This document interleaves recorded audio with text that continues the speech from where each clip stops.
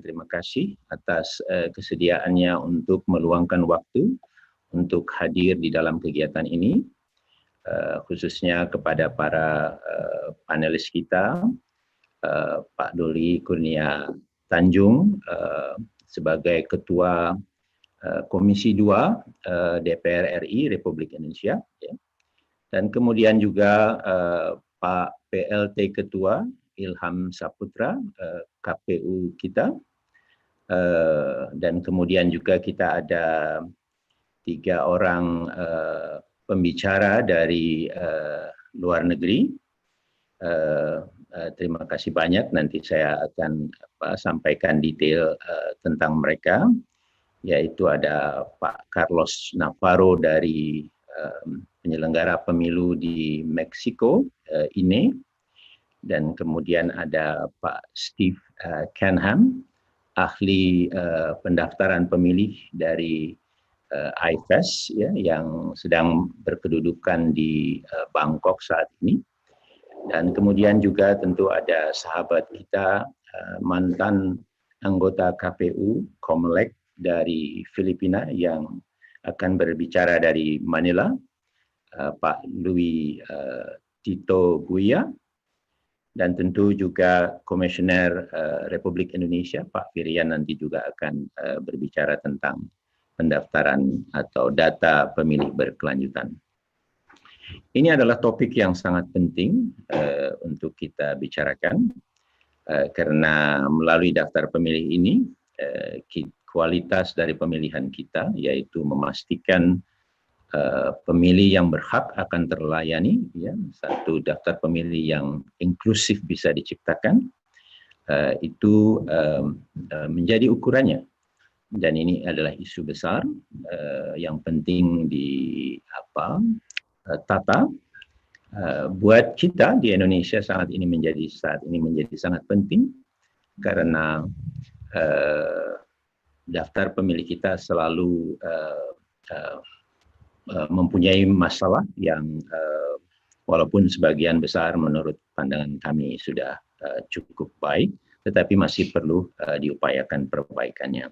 Dan keluar ada ide, sekaligus memang di peraturan perundang-undangan sudah memberikan juga landasan untuk melakukan penyusunan daftar pemilih berkelanjutan atau continuous, ya. Nah, tentu para pembicara nanti yang akan lebih tepat menyampaikan ide-ide, gagasan dan arahannya, nanti akan segera kami berikan waktunya kepada para pembicara ini. Nah, poin lain yang saya ingin sampaikan beberapa saja. Pertama, mohon maaf, kami berusaha betul untuk membuat diskusi ini dengan panel yang inklusif, ada perempuan, tetapi waktu yang terbatas kami tidak berhasil untuk mendapatkannya. Tetapi nanti kalau ada teman-teman perempuan yang aktif menyampaikan pertanyaan, tentu akan kami coba berikan ruangnya. Nah, kemudian yang kedua, kami tentu berterima kasih kepada teman-teman di KPU Republik Indonesia juga yang mensupport kegiatan ini. Juga Netgrit punya kawan lama yang sering membantu kami, yaitu IFES, ya. Dan melalui dari IFES inilah kita bisa mendatangkan beberapa pembicara dari negara lain. Juga teman-teman di FED, ya, yang ikut membantu. Hadir di ruangan ini ada beberapa teman-teman tersebut, terima kasih. Dan di ruangan Zoom ini saat ini kurang lebih ada 260-an peserta. Terima kasih banyak. Kegiatan ini juga dilakukan melalui streaming YouTube Netgrit. Mudah-mudahan banyak peserta di sana. Dan juga streaming dari KPU yang saya perkirakan banyak penyelenggara pemilu di daerah mengikutinya. Terima kasih banyak untuk semuanya. Baiklah, saya akan meminta kesediaan Pak Dr. Ahmad Doli Kurnia Tanjung, Ketua Komisi II DPR RI, untuk menyampaikan sambutannya terkait dengan daftar pemilih berkelanjutan. Dan sekaligus Pak Doli, mohon kesediaannya untuk membuka acara ini. Waktu dan tempat kami persilakan Pak Doli. Terima kasih Pak Hadan Gumai. Bismillahirrahmanirrahim. Assalamualaikum warahmatullahi wabarakatuh. Selamat pagi, salam sejahtera buat kita semua. Good morning. Pertama-tama yang saya hormati Netgrit yang dipimpin oleh Saudara Ferry, Kariskiansyah, dan Pak Hadar dan kawan-kawan yang telah memberikan inisiatif melaksanakan kegiatan yang saya kira sangat penting pada pagi hari ini, dan saya tentu atas nama kawan-kawan Komisi II memberikan apresiasi yang luar biasa. Kemudian yang saya hormati pelaksana Ketua Komisi Pemilihan Umum Pak Ilham Saputra, dan juga saya lihat seluruh komisioner KPU juga hadir, yang nanti juga salah satu menjadi narasumber adalah Bapak Filian Aziz. Kemudian saya juga ingin menyapa, want to say hello to our panelists. Our best regard to Mr. Carlos Navarro from National Electoral Institute, Mexico, and thank you for your kind and attendance to this Webinar Internasional. Kemudian our best regard to Mr. Steve Chanam, International Foundation for Election System. Thank you very much for your coming here. Kemudian Mr. Louis Tito F. Boya from former Commission of Election Philippines. Thank you very much to handle here. Bapak-bapak dan ibu-ibu peserta webinar yang saya mohon maaf tidak bisa saya sebutkan satu persatu. Tentu seperti yang saya sampaikan tadi, bahwa webinar kita pada pagi hari ini menjadi salah satu yang sangat penting berkaitan dengan soal daftar pemilih berkelanjutan. Kita sama-sama tahu bahwa Indonesia punya pengalaman yang panjang sekali tentang masalah kepemiluan. Setidaknya kalau kita bicara tentang kerumitan, ini terjadi sejak 2015 ketika pelaksanaan pilkada serentak, kemudian 2017, 2018, dan pemilu serentak lagi di tahun 2019, serentak antara pemilu legislatif dan pemilu presiden. Kemudian yang terakhir kemarin pemilu atau pilkada serentak tahun 2020. Dan setiap kita melaksanakan persiapan pemilihan kepala daerah maupun pemilu, selalu isu tentang daftar pemilih tetap atau DPT ini menjadi sesuatu yang kita bisa sebut termasuk soal isu klasik yang tidak selesai-selesai. Nah, tentu masalah-masalah yang selama ini tidak selesai akan bertambah masalah kalau kita tidak antisipasi ketika kita menghadapi satu tahun, di tahun 2024, di mana keserentakan yang selama ini diurai, dilaksanakan beberapa tahun, 4 kali, sekarang akan disatukan dalam 1 tahun. Tahun 2024 itu akan dilaksanakan pemilu presiden dan pemilu legislatif secara serentak, dan di tahun yang sama pilkada serentak di seluruh wilayah Indonesia.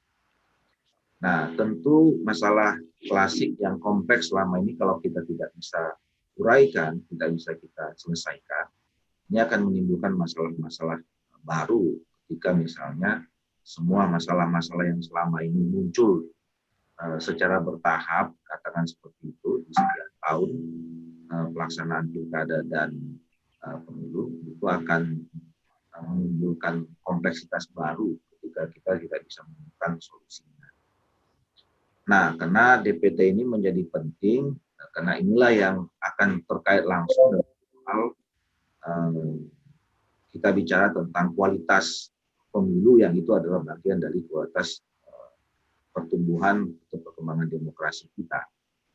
DPT ini menyangkut soal keterlibatan publik, keterlibatan masyarakat untuk berpartisipasi di dalam pemilu, dan itu juga bagian dari partisipasi mereka dalam perkembangan dan pertumbuhan demokrasi.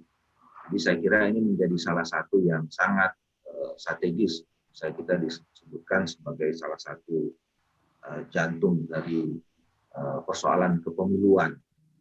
Oleh karena itu, kita memang tidak boleh berhenti setiap saat untuk bisa mencari solusi masalah dari soal DPT ini. Nah, salah satu solusi yang mungkin nanti akan ditawarkan berkaitan dengan tema ini, yang mana kita membicarakan konsep daftar pemilih berkelanjutan. Walaupun saya sering mengatakan masalah DPT ini sebetulnya adalah masalah di hilir, yang hulunya adalah soal masalah administrasi kependudukan. Kalau kita bicara tentang ini sebetulnya tanggung jawab di data kependudukan dan catatan sipil kita. Dalam beberapa kesempatan saya menyampaikan, termasuk pada Menteri Dalam Negeri, sebetulnya kalau masalah administrasi kependudukan kita ini sudah rapi, atau katakanlah secara umum ini adalah masalah database, kita selalu akan menemukan masalah apapun, bukan soal pemilu saja. Ketika misalnya salah satu contoh, kita diterpa bencana, kemudian kita memberikan bantuan kepada masyarakat. Nah, di sini juga kalau berkaitan dengan masyarakat, kalau bicara tentang penduduk, pasti akan menimbulkan masalah. Karena database kita memang yang belum rapi sistem atau penataan.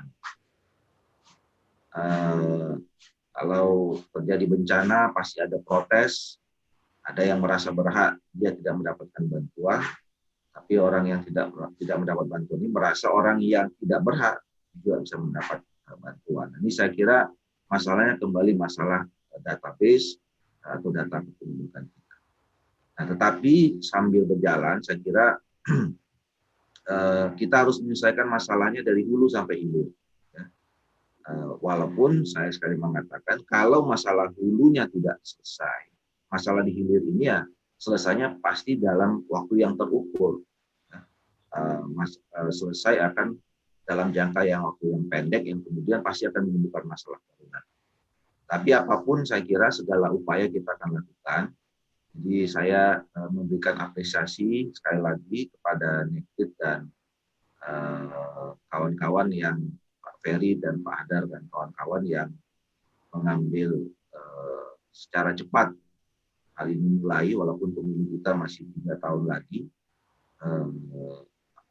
untuk bisa mulai mendiskusikan, mencari konsep yang tepat bicara tentang soal mengatasi masalah daftar pemilih dengan konsep daftar pemilih berkelanjutan ini.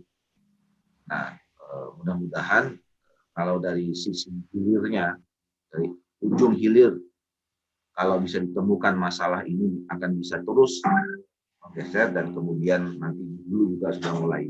Ini insya Allah ini bisa ketemu. Jadi sebetulnya saya juga sering mengatakan bahwa ya, teman-teman penyelenggara ini menjadi dalam tanda petik korban, ya, kalau bicara tentang masalah DPT yang tidak selesai, ini akan menjadi korban dari masalah hulu yang nggak selesai. Nah, oleh karena itulah kami juga di Komisi II beberapa hari yang lalu sudah menggelar rapat kerja untuk meminta sudah mulai membicarakan tentang persiapan pelaksanaan pemilu di tahun 2024, dan kemudian juga kita sudah membentuk tim kerja bersama, sudah memutuskan untuk membentuk tim kerja bersama. Kita juga di Komisi II juga sudah menetapkan ada 14 orang, di Kementerian Dalam Negeri ada 2 dirjen yang nanti akan diutus. Tinggal kita nanti menunggu perwakilan dari KPU dan Bawaslu dan DKPP, yang kita harap nanti untuk mematangkan, ya, kemudian memantapkan terus memfinalisasi konsep dan desain penyelenggaraan pemilu tahun 2024 yang segera nanti akan mungkin 1-2 bulan kita tetapkan, yang salah satunya nanti akan mencoba mengclustering, melakukan clustering terhadap masalah-masalah yang selama ini kita bisa petakan dari pelaksanaan Pilkada serentak 2015 sampai 2019 dan terakhir Pilkada serentak 2020, yang pasti salah satunya adalah masalah DPT. Nah, jadi saya juga ingin mengingatkan, kalaupun kemudian kita bisa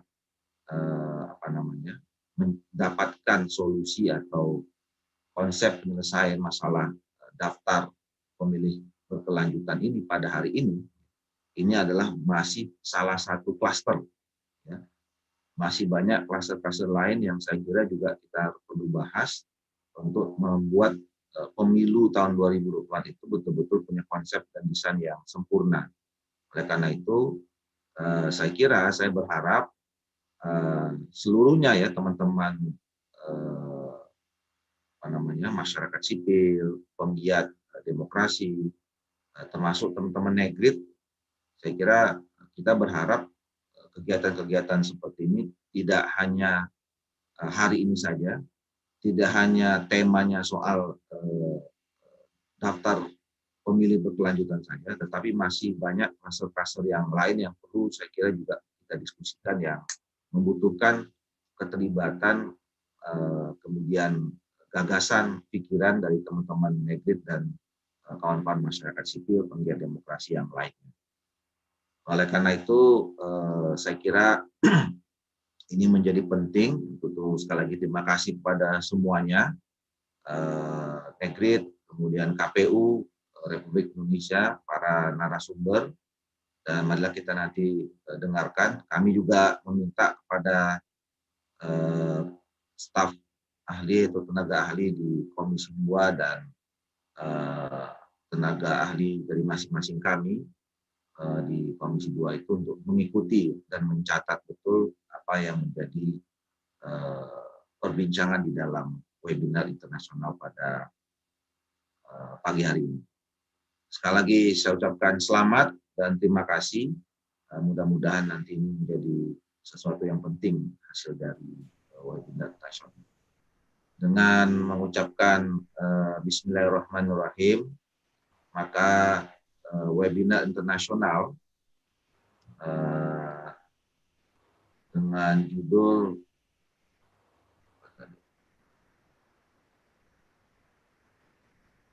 Perbandingan Internasional tentang Penerapan Daftar Pemilih Berkelanjutan, dengan ini saya nyatakan resmi dibuka. Selamat sekali lagi, selamat pagi, salam sejahtera buat kita semua. Billahi taufiq wal hidayah. Assalamualaikum warahmatullahi wabarakatuh. Waalaikumsalam warahmatullahi wabarakatuh. Terima kasih banyak Bapak Ketua Komisi II DPR RI, Pak Dr. Ahmad Doli, Kurnia, Tanjung. Terima kasih sudah resmi dibuka. Maka Bapak dan Ibu sekalian, mari kita berdiskusi. Mari kita dengarkan dulu, tentu terlebih dahulu adalah pemaparan dari para narasumber lainnya. Nah, ada catatan yang sangat penting disampaikan tadi oleh Pak Doli, bahwa problem ini tidak terpisahkan, daftar pemilih itu dengan sumber di hulunya, gitu ya. Jadi hulunya yaitu penataan daftar atau data kependudukan kita, yang perlu juga dirapihkan, dan di hilir juga diupayakan, di mana penyadaran masyarakat untuk terlibat di dalam penyusunan daftar pemilih itu juga menjadi sangat penting tadi disebutkan. Ini klaster penting untuk persiapan perbaikan pemilu kita ke depan. Terima kasih untuk dukungannya dan harapannya untuk juga membahas isu-isu penting lain untuk meningkatkan kualitas pemilu kita. Baiklah, berikutnya kami akan minta kesediaan Pak PLT Ketua KPU Republik Indonesia, Pak Ilham Saputra, untuk memberikan sambutan pengarahannya terkait topik ini, dan mohon izin sekaligus waktunya 10 menit kira-kira Pak Ketua, mohon maaf betul, waktu dan tempat kami persilakan. Bismillahirrahmanirrahim. Assalamualaikum warahmatullahi wabarakatuh. Selamat pagi, salam sejahtera untuk kita semua. Boleh lebih keras sedikit Pak Ketua suaranya? Apakah suara saya dapat didengar dengan baik?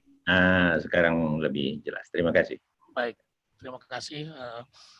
Pertama-tama tentu yang terhormat Pak Ferry Syah yang menjadi Direktur Netgrit, Pak Hadar Gumai, kemudian juga The Honorable Mr. Louis Tito F. Guya and Mr. Carlos Navarro. I would like to thanks for you, all of you, for your participation and as a speaker in our event, in Netgrit event. So KPU support for this event because this is very useful for us, because this is we can share our experience, especially about voter list. Especially for Mr. Carlos Navarro, it's been late in Mexico, I think, for your sacrifice to attend in this discussion. Thank you very much. Tentu saja Bapak Ibu sekalian, hari ini merupakan hari yang baik untuk kita semua. KPU sebagai penyelenggara pemilu mensupport apa yang dilakukan oleh Netgrit sebagai sebuah NGO yang concern dengan persoalan-persoalan kepemiluan. Ketika undangan datang dan ketika Pak Ferry dan Pak Hadar menghubungi kami tentu saja mendukung acara hari ini, dan kami minta juga agar kemudian seluruh teman-teman KPU provinsi, yang terutama teman-teman yang menangani divisi data, untuk ikut dalam acara hari ini. Nah, Bapak, itu pengalaman dalam menentukan voter list ini akan sangat berbeda antara kita di Indonesia dengan Filipina dan Meksiko. Nah, perbedaan ini tentu bisa menjadi pembelajaran buat kita bersama. Seperti kata Pak Doli kemarin, selalu menjadi kambing hitam dalam setiap penyelenggaraan pilkada. Bahkan kalaupun voter listnya lumayan bagus, tetap akan disoal, karena memang dalam prosesnya biasanya ada persoalan-persoalan yang menjadi masalah tadi dari hilir ke hulu, dari hulu ke hilir, dan beberapa persoalan-persoalan. Di Indonesia sebagai gambaran saja bahwa KPU tidak menjadi satu-satunya institusi yang yang betul-betul in charge dalam proses penentuan voter list. Tetapi kami mendapatkan data resmi dari Kementerian Dalam Negeri untuk kemudian kami melakukan penyocokan dan penelitian door to door kepada masyarakat di seluruh provinsi, terutama dalam event-event pilkada dan pemilu. Nah, tentu ini mungkin akan berbeda misalnya dengan Meksiko dan juga dengan di Filipina. Mungkin mereka juga bisa KPU-nya yang kemudian in charge secara langsung dalam penentuan voter list. Nah, berbagai pengalaman-pengalaman ini tentu saja bisa kemudian kita sharing dan menjadikan pembelajaran bagi kita untuk kemudian mendapatkan voter list yang akurat, voter list yang betul-betul dapat dipercaya oleh masyarakat dan juga oleh para peserta pemilu. Nah, Indonesia ini tentu saja mungkin yang merupakan negara kepulauan, dan akses untuk kita dapatkan juga untuk mendapatkan data yang betul-betul akurat. Ini sampai saat ini kita belum belum fix gitu ya, atau belum confirm terkait dengan data akurat yang bisa kita dapatkan. Tetapi saja KPU bekerja sesuai dengan ketentuan peraturan perundang-undangan yang ada. KPU mematahkan data kembali, data yang berasal dari Kementerian Dalam Negeri atau pemerintah. Nah, sekali lagi saya mengucapkan terima kasih kepada Netgrit yang sudah membuka kembali khazanah tentang bagaimana mendapatkan DPT yang baik, ya. Juga sekali lagi saya mengucapkan terima kasih kepada IFS dan juga kepada pembicara dari Mr. Louis Tito F. Uya dan Mr. Carlos Naval atas kebersediaannya untuk kemudian bisa men-share pengalaman-pengalamannya sebagai mantan dan sebagai election commission di negara masing-masing. Saya kira itu Bapak Ibu sekalian, apresiasi acara ini dan terima kasih kepada Netgrit yang sudah membantu kami untuk kemudian memberikan informasi bagaimana voter list ini dibuat, bagaimana voter list ini mungkin pemahaman teman-teman provinsi di KPU Republik Indonesia setiap voter sama dengan apa yang dilakukan di Indonesia. Nah, mungkin ini menjadi pembelajaran semua dan juga bisa menjadi ilmu baru terutama kepada kita semua sebagai penyelenggara pemilu. Saya kira itu. Terima kasih. Mohon maaf jika ada kekhilafan. Assalamualaikum warahmatullahi wabarakatuh. Waalaikumsalam warahmatullahi wabarakatuh. Terima kasih banyak Pak Ketua KPU, Pak Ilham Saputra, atas arahannya, dan sekali lagi kita diingatkan bahwa memang daftar pemilih tidak bisa dipisahkan dengan data kependudukan untuk konteks kita yang memang dibangun oleh pemerintah, dan di dalam daftar pemilih kita ada keharusan identity atau identitas, yaitu KTP elektronik yang memang dibangun juga oleh pemerintah. Jadi antara dua poin ini sangat penting untuk saling berkoordinasi dan menjaga kualitasnya, begitu. Nah, kemudian yang selanjutnya juga diingatkan bahwa tidak seluruhnya menjadi tugasnya KPU, ya, tetapi KPU seringkali juga menjadi pihak yang selalu saja dibebani dan disalahkan. Saya berharap, atau kita semua berharap, KPU tetap bersemangat untuk terus merapihkan daftar pemilih ini, dan mudah-mudahan dalam model yang continuous yang memang akan didorong dan sudah ada landasan hukumnya sebetulnya, dan mudah-mudahan kita bisa dapatkan catatan-catatan atau pengalaman-pengalaman dari negara lain, dari para narasumber kita.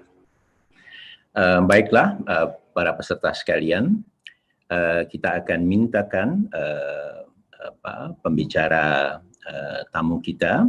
Yang pertama kita akan minta kepada Mr. Carlos Marino Navarro Piero, namanya cukup panjang, tapi biasa dipanggil dengan Pak Carlos, Mr. Carlos. Ya. Pak Carlos ini mendapatkan master degree-nya di studi Amerika Latin di Universitas UNAM, University National Autonoma de Mexico. Ya.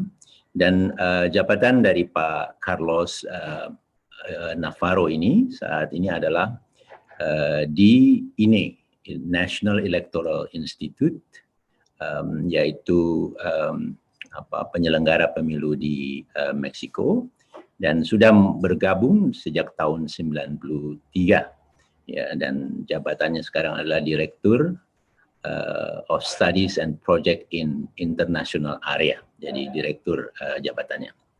Nah, kemudian Pak Carlos ini banyak juga melakukan peran dan penelitian, juga menulis banyak, khususnya tentu tentang isu-isu elektoral, juga banyak menjadi perwakilan dan pembicara sebagai perwakilan INE atau penyelenggara pemilu Meksiko ini di dalam forum-forum internasional, juga bertanggung jawab untuk network Global Network for Electoral Knowledge ACE project yang bagian yang berbahasa Spanyol, kemudian juga merepresentkan INE sebagai its board directornya, ya. Kemudian tulisannya juga banyak terbit di majalah-majalah Studio Politico, Voice of Vote, kemudian Electoral World dan seterusnya, ya. Nah, jadi Pak Carlos adalah orang yang sangat berpengalaman, dan Meksiko adalah negara yang menggunakan daftar pemilih yang disusun secara continuous, berkelanjutan. Oleh karena itu, sejak lama bahkan dibangunnya daftar pemilih model ini. Oleh karena itu, kita akan minta Pak Carlos untuk menyampaikan paparannya.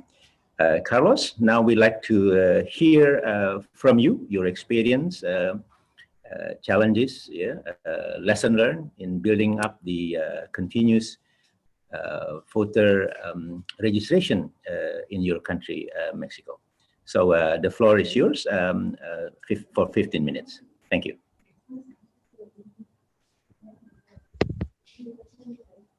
Thank you very much for your kind words, Hadar.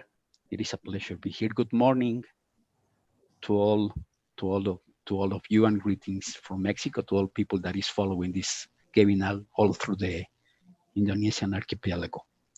I will firstly start by thanking the hosts, Netgrit, the KPU, and IFES for their kind invitation. Hope that my presentation will be of interest and help you achieve the objectives that you have established for this webinar. I will start by saying that indeed Mexico has a continuous voter registration since 1948. That's nearly 73 years ago. But what I'll try to show in my presentation, to describe, I will try to focus in the reasons and the factors that help to explain why in the early 90s, that means about 30 years ago, radical changes have to be introduced, not only the voter registration system, but in the electoral system, in the laws, in the institutions, and in the electoral proceedings as a whole. And also, those are also the reasons that help to explain some of the most relevant features of the voter registration system in Mexico. So that's the main intention. I will share the screen, despite the fact I will ask your permission to share the screen, despite the fact that it is in English. I think it will be much better for you to take a look at the slides than to stare at me. So I will start by saying that Mexico is a federal state. This is a very important factor to take into consideration for the understanding of the voter registration system. It's composed of 32 autonomous entities, particularly on political and electoral matters.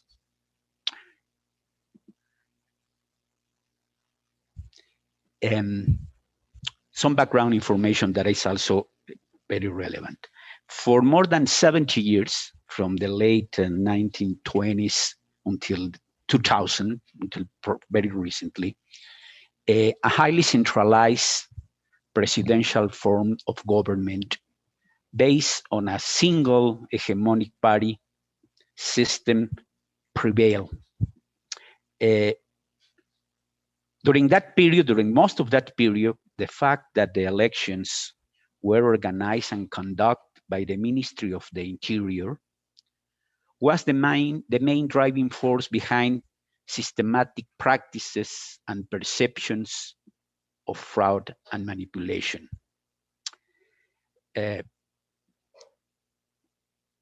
These trust issues, this crisis of trust in some of the electoral organization and the the electoral results, hit bottom during a highly controversial presidential election held in 1988. In the midst of allegations, again, of fraud and manipulation, again, the candidate of the ruling party was declared the winner. That crisis represented a turning point in the recent electoral history of the country. There was some sort of agreement or consensus among political parties, civil society organizations, and the government itself, that it will be almost impossible to go to another federal election if there were not radical changes introduced in the electoral systems. So since then, starting with constitutional amendments and the issuance of a new legal framework in 1989 and 1990, and through a series of systematic reforms and amendments at both at constitutional and legal level, the Mexican political and electoral system has experienced a notable transformation. Not without difficulties, the electoral regime or the electoral system and the political landscape has transited from a single dominant party to a pluralistic and highly competitive party system. And from a model of electoral organization controlled by the government and the dominant party to one that now is able to offer genuine guarantees of independence and impartiality. In fact, in an effort to overcome the serious problem of mistrust in the organization and the conduction of electoral processes, a handful of innovative and at times bizarre security measures started to be embedded in the legal framework, as I mentioned, in 1999 and 1990. One of the issues that generated more suspicion and complaints was the voter registration system then in place. Unsurprisingly, the voter registration system experienced a lot of changes and remained as a highly contentious issue during the first stage of the reform process. This is during the early 90s, probably throughout that decade. It was probably the main focus of attentions in terms of controversies and still some perceptions of distrust in the electoral system. Let me introduce in the discussion another element that is very relevant. In 1946, the distribution of powers on electoral matters between the federation, this is the national or central government, and the 32 states, back then there were not 32, but I think 27 independent states, was modified. From then on, starting in 46, each of the two levels of government had their own legal framework, institutions, and proceedings on electoral matters. With one important exception. Since then, the voter registration system has been continuous and national. This means centralized. Before that, each municipality, not even at state level, but at a smaller size of local government, was responsible for electoral matters, including the voter registration system.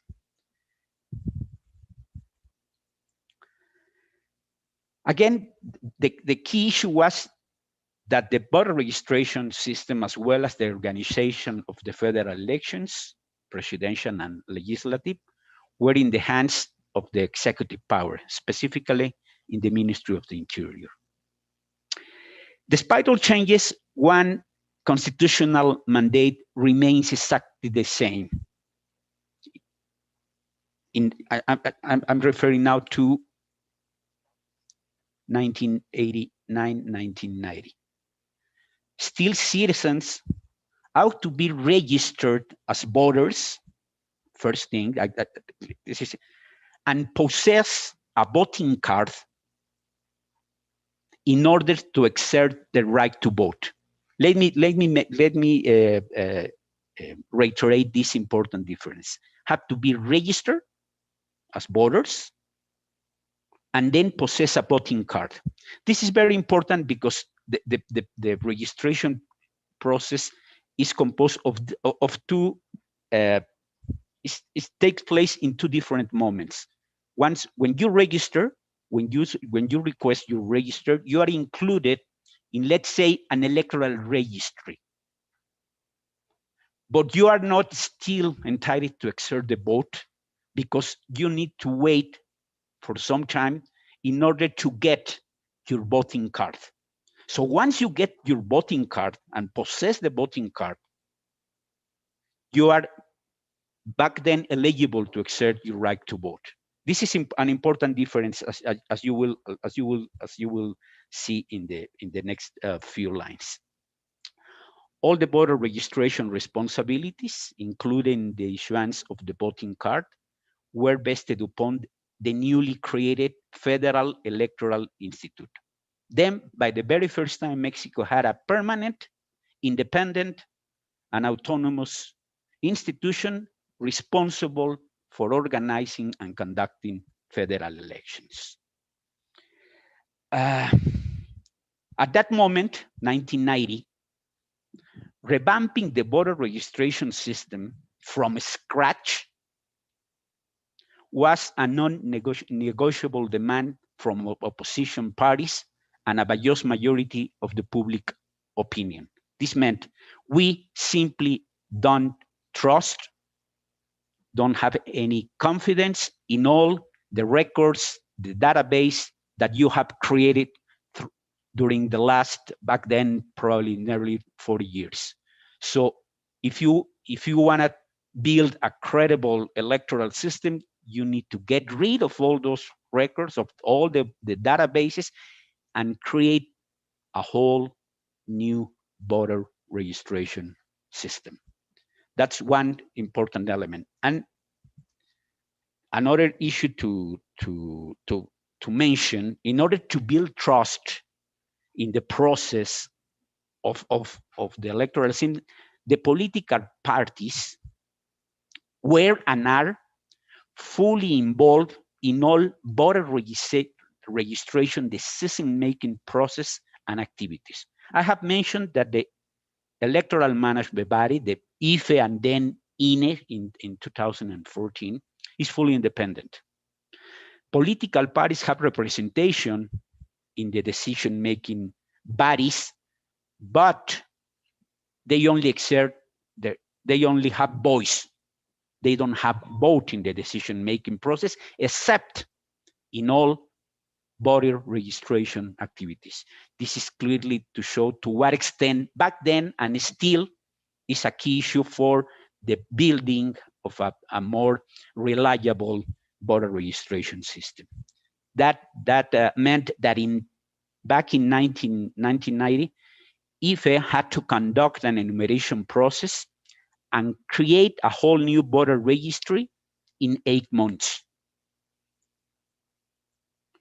First, issue a new voting card that did not include the photo of the voter, as was mandated by the law in 1990.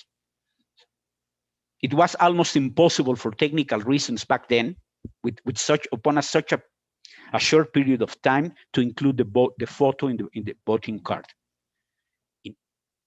Because there were elections held in 91. After those federal elections in 91, IFE now was able to start a campaign to issue a new voting card that this time included the photo of the voter and many other security features. Oops, seems that. those are just simply figures. And that's the first voting card is at the left of the screen. That is the first one. As you may see, there's no photo and not many security features as it is in the one at the right, which includes the vote. But this first effort, this first drive to build a whole new voter registration system, those figures are the estimated voting age population in 1991 was nearly 40 million. Those that were registered, included in the first list or accomplished the first goal, were 39.2 million who were registered. But out of those 39.2 million, those who finally got their voting card and were included in the voters list were 39.6 million. That's slightly more than 80% of the voting age populations.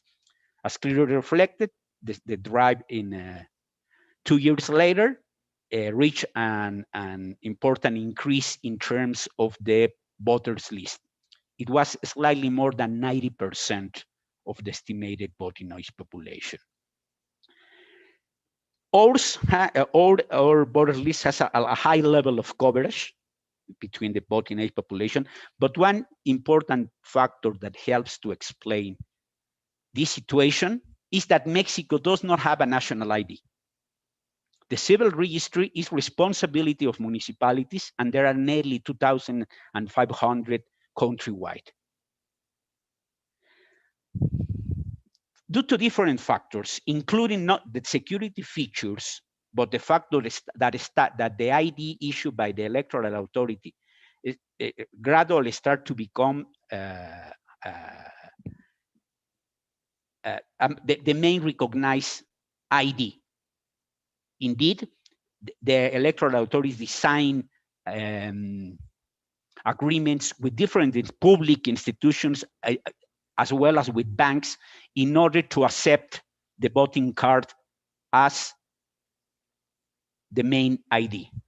Nowadays, nearly 90% of the voting age population, that is roughly 97 million, is registered in the voters roll. That's 94 million, and more than 96% have their voting card.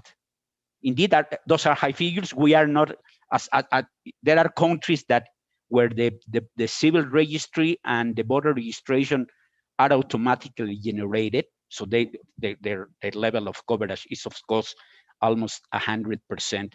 But ours has that specific feature. The presentation includes additional information that probably, if possible, to translate it and to hand it over to you will be helpful. But these are I clearly shown the voter registration process and how this voter registration is maintained, updated quite often. And this is simply to show you, to conclude, this is the latest 6 different types of voting card have been issued throughout our recent history. This is the sixth generation of the voting card, includes 23 security features. It's impossible to forge or to alter. And an additional feature, and one of those bizarre measures that were adopted in order to increase the level of trust in the electoral process and its result, is the fact that Mexico was a pioneer also around the globe in terms of including in the voter list, the ones that are at the polling station, also the photograph of all the voters. So in that photograph, you can easily notice that there's a voting card. Someone is contrasting the voting card, checking that that the voter that handed his or her voter card is included in the voters list. One additional security measure, and this is again extremely bizarre, is that if you don't possess the voting card, if you don't show the voting card when you are at the polling station, you are not allowed to vote, even if your name and photograph are included in the voters list. So that we have come to that extreme. So based on this brief explanation, I'm going to make final remarks. Since '94, the IFE and now INE has conducted sample audits that include home visits to verify the level of coverage and accuracy of the voter registry and the lists. And as I mentioned, the levels of coverage and accuracy are extremely high, taking into consideration that we generate our own database. The design and main features of the voter registration systems are highly contextual. Extreme security measures and a high level of sophistication are not precisely a virtue, but a necessity to tackle problems of trust and credibility in the organization of elections and its results. The design and development of the voter registration system in Mexico have required enormous investments and efforts, but today is one of the strongest links of the chain of trust in the elections that INE and other stakeholders and authorities are committed to promote. One thing is probably we have adopted very sophisticated regulations in terms of the design and the implementation of the voter registration tree. But one important element that helps to explain the success that has been achieved so far is that the investment, the financial investment, has not been an issue. The government, the legislature have always been receptive to the request of budget of providing the financial resource necessary to build, maintain, and update the voter registration system. I know that there's ahead and a question and answer session, and I'll be happy to address any specific inquiry. Thank you so much. Thank you very much, Carlos. I think there are a lot of informations of the experiences of what you have had in the Mexico, ya. Pengalaman Meksiko banyak kita dengar, dan bahkan itu mulai secara nyata dipersiapkan sistem yang terpusat di tahun 90-an, ya, di mana ada perubahan politik yang mendasar dan bahkan juga perubahan konstitusi dilakukan dan pembentukan lembaga penyelenggara pemilu INE yang betul-betul independen. Dan mulai dari situlah kemudian diteruskan pembangunan daftar pemilih yang berkelanjutan ini. Menarik mendengarkan bahwa dibedakan di sana terdaftar dan mempunyai kartu pemilih. Dan sekalipun terdaftar, kalau kartu pemilihnya belum dipunyai, maka tetap tidak bisa untuk memilih. Kartunya sudah sampai yang dikembangkan terus sampai yang paling aman, dan kita juga mendengar bahwa kartu pemilih itu digunakan sebagai dasar untuk banyak hal, ya, identity untuk bisa membuka akun bank misalnya dan seterusnya, ya. Jadi kelihatan sekali bahwa sentralitasnya dan kepercayaan publik sehingga pemanfaatannya begitu luas, ya.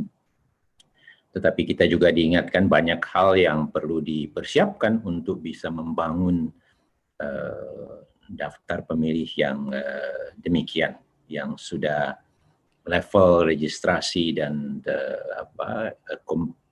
comprehensiveness-nya, kelengkapannya gitu ya, itu sudah sampai 96-97% ya kurang lebih tadi. Saya kira ini menarik sekali. Jadi kemudian kita tentu merefer ke kita, sementara kita tidak punya kartu pemilih, tetapi kita punya KTP elektronik yang juga dijadikan dasarnya untuk identitas kita, untuk kemudian bisa masuk dalam daftar dan bisa memilih, ya kira-kira begitu. Baiklah, tanpa berpanjang lebar lagi, karena waktu kita yang semakin mepet. Sekali lagi terima kasih banyak Carlos atas penjelasannya. Saya yakin betul akan banyak pertanyaan nanti yang diangkat dari para peserta. Mengingatkan para peserta jika ada pertanyaan, tolong tuliskan. Jadi ini format webinar yang tidak semuanya bisa mendapatkan fasilitas video dan bersuara langsung, tetapi ada kolom atau fungsi question and answer Q&A. Mohon tuliskan di sana pertanyaannya kepada pembicara yang mana, dan pertanyaannya yang ringkas tolong dimasukkan ya. Nah, berikutnya kita akan minta pembicara kita yang dari Filipina, yaitu Bapak Louis Tito Guia. Ya. Pak Louis ini kenalan lama saya, ya. Jadi saya senang betul Pak Louis bisa ikut bergabung juga di sini. Adalah mantan atau sudah pensiunan dari Comelec, Election Commission dari Filipina kita, yang menduduki jabatannya hampir 7 tahun ya di sana. Jadi dari April 2013 sampai Februari 2020. Selama di Comelec di KPU-nya Filipina, Pak Louis juga mendapat posisi sebagai penyelesaian dispute pemilu di Filipina, di mana itu juga di-handle atau dipegang oleh Comelec-nya. Jadi Pak Louis ini juga adalah hakimnya, election dispute judge ya. Dan kemudian juga banyak komite-komite di Comelec yang diikutinya selama menjadi anggota KPU. Misalnya saja untuk pemilih disabilitas, pemilih yang lansia, pemilih dari masyarakat etnis, masyarakat adatnya begitu. Kemudian pemilih-pemilih yang berada di luar negeri dan seterusnya. Jadi ada komite-komite dibuat di dalam KPU mereka, dan Pak Louis aktif di area-area tersebut. Sebelum bergabung di Comelec di KPU Filipina, Pak Louis aktif juga sebagai konsultan di berbagai lembaga internasional, tentu di bidang yang dia minati, kepemiluan dan terutama tentang kerangka hukum, isu pengembangan kerangka hukum untuk penyelesaian dispute atau sengketa. Kemudian tentang campaign finance ya, tentang dana kampanye, reform dana kampanye, pernah bekerja di IFES, di ERIS, di ABA atau ABA-ROLI, Bar Association Rule of Law Initiative, dan mendapat tugas di berbagai negara. Ada pernah ke Libya, pernah ke Papua New Guinea, ke Kosovo, Maldives, Kyrgyzstan, Kenya juga bahkan di Afrika. Jadi sebelum menjadi anggota KPU di Comelec, sebetulnya setelah lulus atau menjadi lawyer, Pak Louis sudah masuk bergabung di sana sebagai executive assistant-nya. Jadi semacam asisten tenaga ahli begitu ya, di Comelec selama 20 tahun. Dan Pak Louis Guia ini sebetulnya adalah aktivis NGO ya, dari CSO. Jadi lama dulu di Filipina dia aktif, di dalam berbagai organisasi. Ada namanya LENTE, Legal Network for Truthful Elections. Kemudian juga ada Libertas, Liberty or Libertas yang dia bangun gitu. Jadi adalah seorang aktivis CSO ya. Dan Pak Louis menyelesaikan sekolahnya di University of Philippines di tahun 91 ya. Baik, Pak Louis Guia, my brother. So it's time for you to share to us your experience in the Philippines as the activist, as the commissioner of COMELEC in the building up the voter registration continuously. Yeah, how did you set up those? Dan juga bagaimana dengan pembelajaran yang didapat dan tantangan-tantangan yang dihadapi.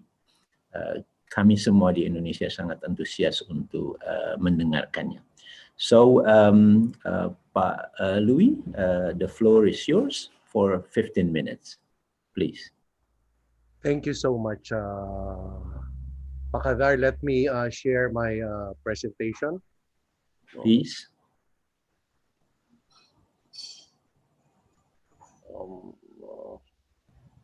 Wait. It's coming. Yeah. Wait. I think I had the wrong.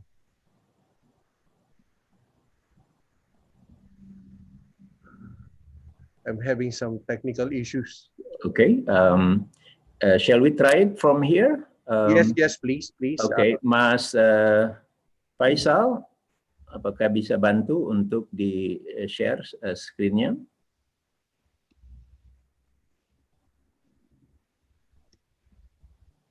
Is this one? Is this the one? Yes, that's the one. Okay. Okay. Yes. Again, good morning to my colleagues in Indonesia. It is really nice to see you again, even if it's just virtually. Senor Navarro, buenas noches.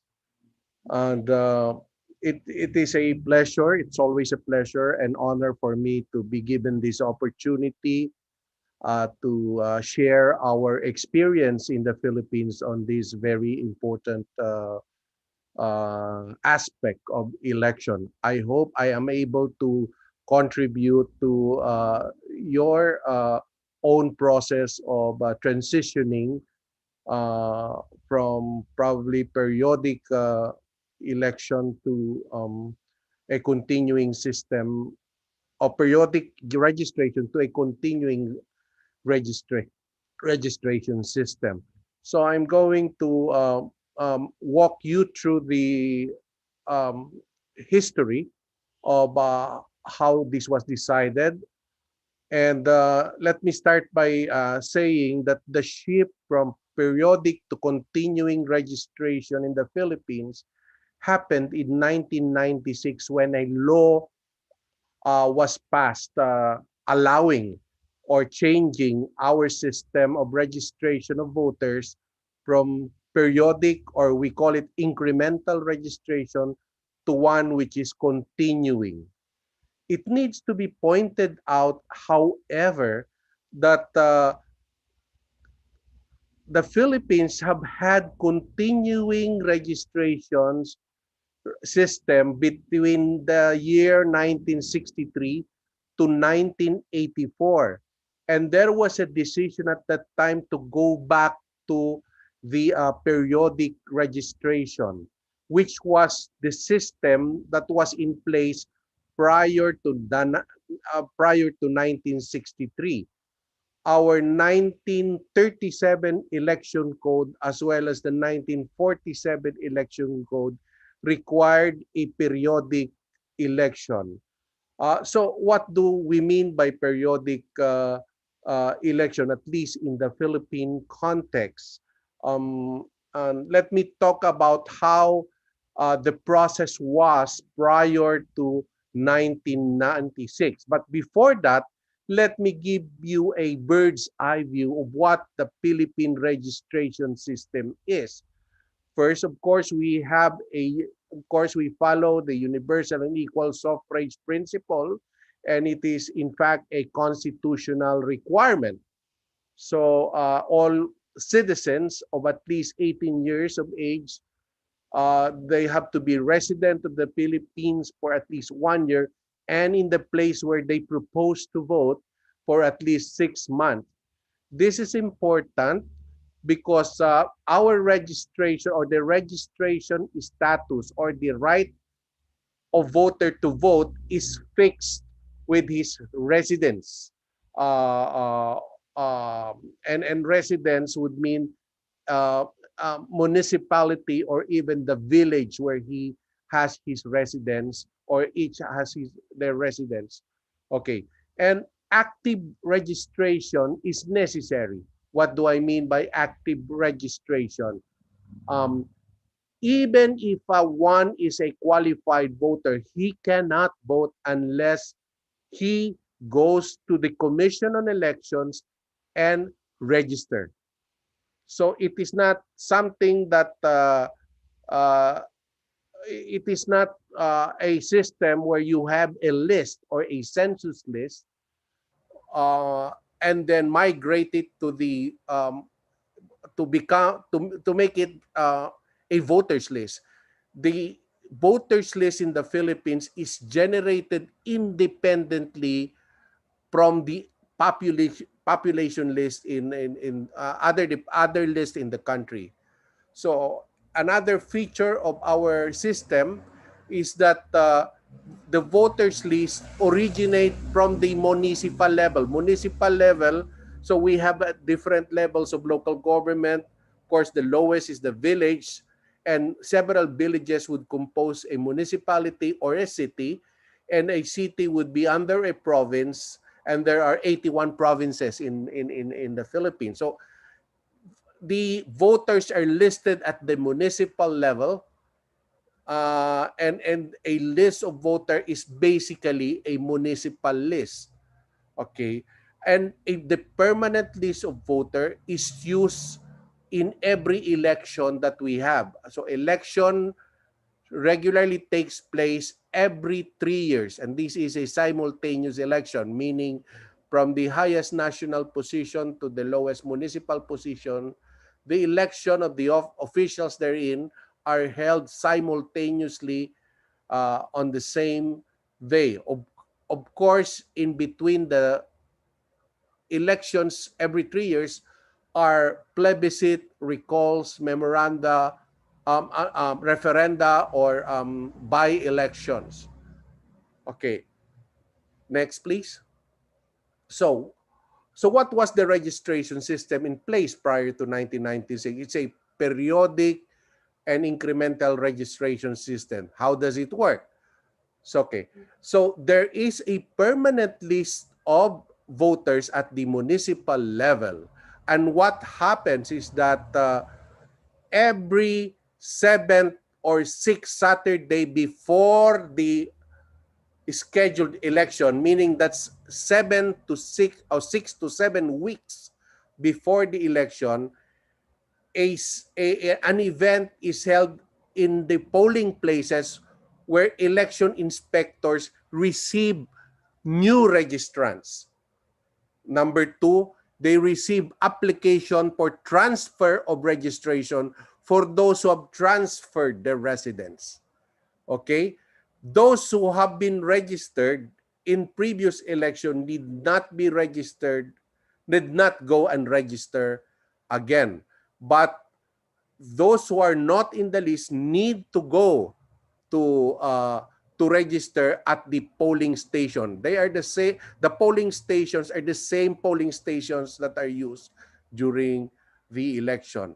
Now, the permanent list of voter is to be renewed every 12 years.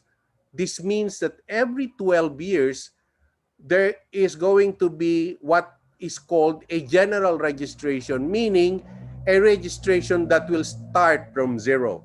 You annul the existing list and then you conduct a general registration. So that was the system prescribed by the Omnibus Election Code of 1985,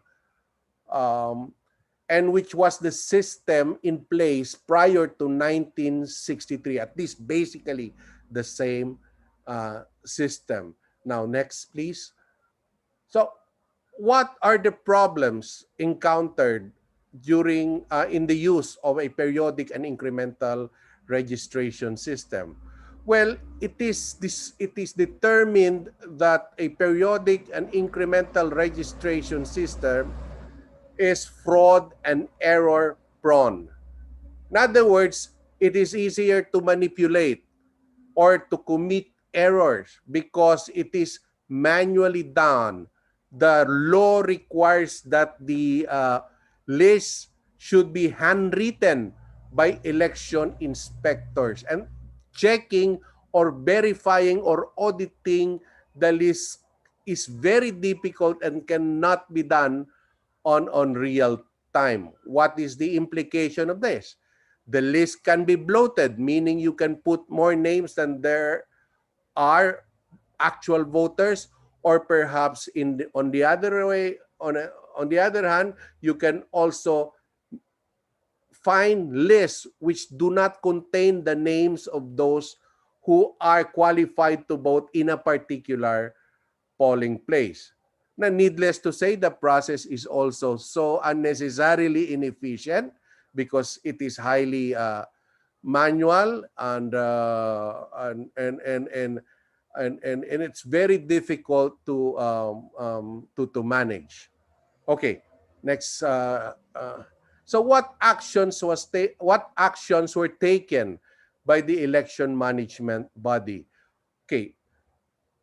Between 1986, which was the adoption, or 87, which was the adoption of the new constitution, efforts were made to encode the list of voters and create an electronic database of voters. However, even if COMELEC would have its electronic database of voters, the law still recognizes the manually prepared list, meaning there is a gap between what you want to happen to make the process more efficient than what is required under your current election registration. Also, in 1991, about 1991 or 1992, the election management body created an ad hoc management information system which was intended to jumpstart a more extensive use of technology in the electoral process. One of the biggest elections in the history of the country was in the 1992, we call it synchronized election because the election was simultaneous for the president, vice president, the senator. We have 24 senators and all the local officials from the province down to the last municipality. So what happened after the election was a holistic assessment of how things were and how things can be improved. Out of that experience, or out of the assessment, came a decision to adopt a strategic plan dubbed as Operation MODEX, or Modernization and Excellence. And it has several components, among which were modernizing the voting, counting, and tabulation process, and consider the use of technology, ensuring a clean and updated voters list via computerization, that is the term used of voters list, institutional capacity building, modernizing the structure of the EMB, and the adoption of an appropriate and flexible legal framework through a new election code. What am I saying here? It was a total plan to re-engineer the way election is run in the country. Now, next slide, please. Now, and part of that re-engineering or adopting a vision is to consider a continuing system of continuing registration, or to return to the system of continuing registration from the previous or from the then existing system of a periodic registration. What were the primary considerations? Okay, it is said to allow a real-time cleansing of the list. We use the cleansing because we have had problems likewise of bloated lists. It optimizes the use and the value of technology. If you want to use, if you want to digitize your registration records and system, it optimizes the use and value of having a nationwide core of permanent employees. The election commission is organized up to the municipal level. Our election officers at the municipal level are permanent appointees. So they are there. In other words, they're permanent employees. Not they do not work just during election. Okay. Consistent, and it is seen, a continuing registration system is seen as being more consistent with the goal of modernizing electoral process. So among the things that were done by the Commission on Election, or by the COMELEC, is to include an amendment of the existing law to adopt a continuing registration system and include it in the proposed election code. Okay, next please. So then Republic Act 8189 was adopted, and this is the law on continuing registration. So how is it done? Okay, so registration is conducted day to day at the office of the election officer in each of the municipality. This was unlike before, where you designate 2 Saturdays, 6 to 7 weeks before the election, and that is the only window where you can have new registrations. Okay, and of course the age qualification is reckoned on the day of the election. So in other words, if the election were to be held 2 years from now and there are no intervening election, a qualified voter, someone who has turned the age of 18 can already, someone who will be 18 on the day of the election can already register before the election or during the registration period. And there is a 3-person election registration board in each municipality that meets every quarter or 4 times a year to approve applications for registrations, transfers of registrations done within the quarter. Okay. Now, the law also recognizes the official character or the computerized list when this was not recognized in the previous law. So what were the improvements seen? There's more time to cleanse the list versus the very limited window made available in the previous system. It avoids a costly electoral event prior to election because it's also a massive logistical endeavor to organize a nationwide incremental registration days before election. So, and it optimizes the use value of electronic database in the management of the list of voters. Now, under our system, what were the other subsequent developments that were made easier to implement because of the continuing registration system, and which would have been difficult to do when the incremental or the periodic registration were maintained. The Philippines have adopted an automated fingerprint identification system where, the entire database of biometrics these are prints, thumbprints or fingerprints, would be examined nationally, and there you would find proof that some voters may have registered more than once. Okay, and another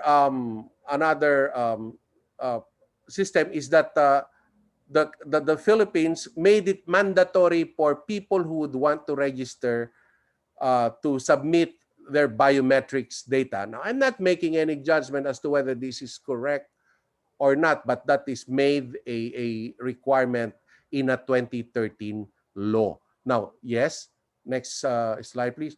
So what were the problems and issues that came about? Okay, you know, even if you have a continuing system of registration, meaning a registration that can be done day to day, voters have this tendency to come and register on the last weeks or the last days of registration. So just the same election officers are overwhelmed on these last days of registration period. And of course, there is still a problem of capacity in terms of managing. As I've said, you know, the system of continuing registration was merged with the plan to use technology and employ database management. You would have to develop in-house capacity within the election commission to optimize or to make this really work 100%.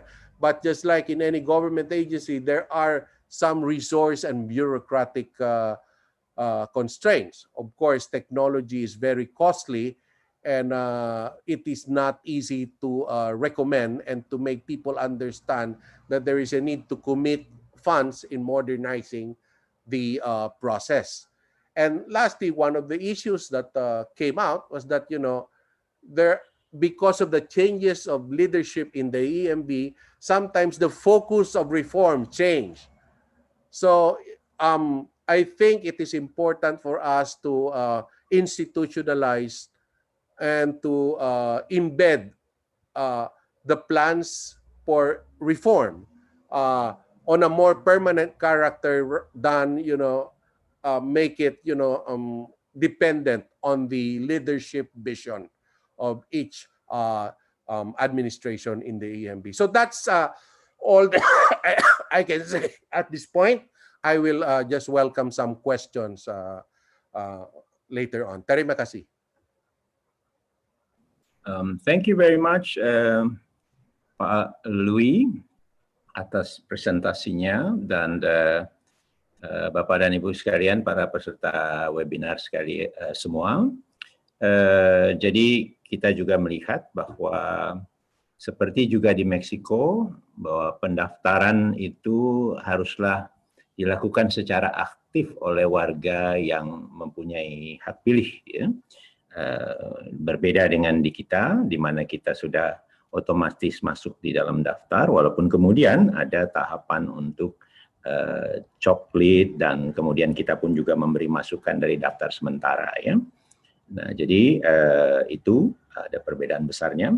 Kemudian menarik dan ini penting, catatan terakhir dari Louis, bahwa sejumlah hal betul-betul harus diperhatikan di dalam pengalaman Filipina membangun daftar pemilih yang berkelanjutan ini, di mana penyelenggara betul-betul harus siap begitu dengan SDM-nya yang besar dan mampu untuk melaksanakannya.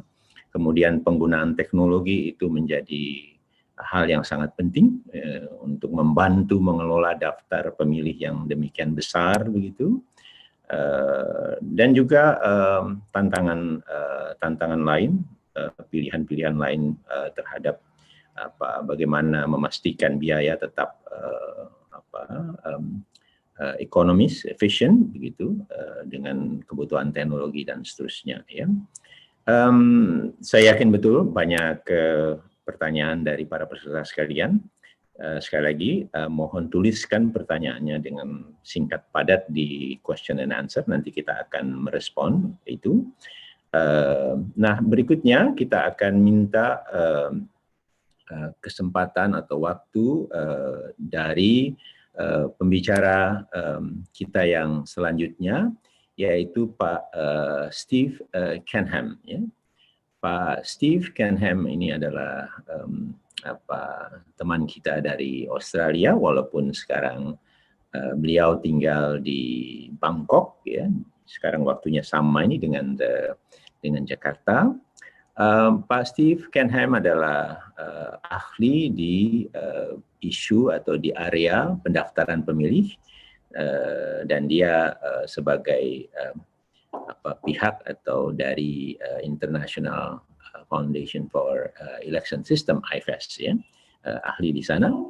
Banyak kegiatannya selama ini untuk mengelola, membantu manajemen di berbagai area, dan pernah juga di private sector sebetulnya yang beliau lakukan.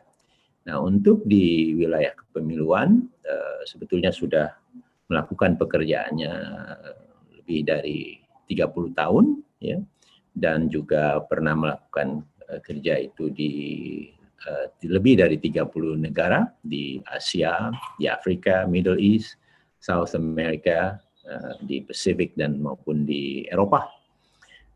Dan sekali lagi wilayah yang menjadi ekspertisnya dan perhatiannya adalah tentang identitas nasional. Jadi identitas nasional dari seorang warga begitu, kemudian pendaftaran pemilih dan pendaftaran kependudukan, daftar kependudukan, juga di area teknologi pemilu, ya.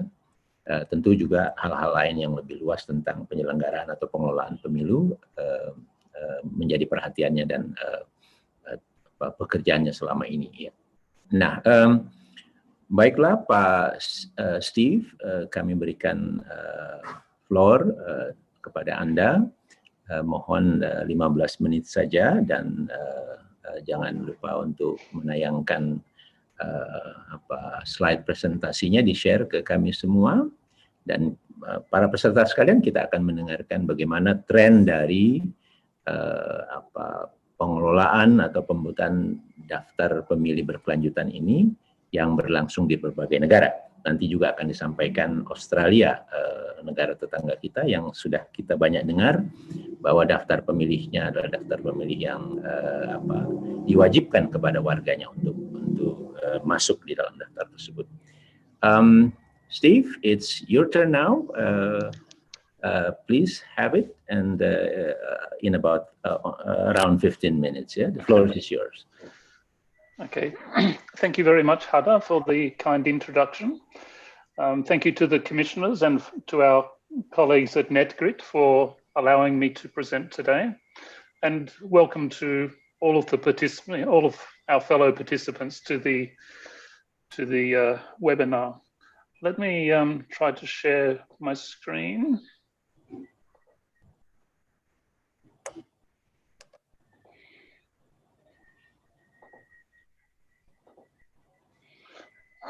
Yep, we can see it. Okay, I assume that's working.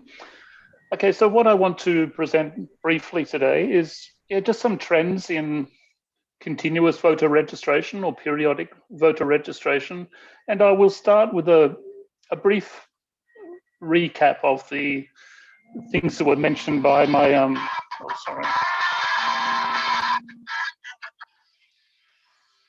sorry, my phone's gone off.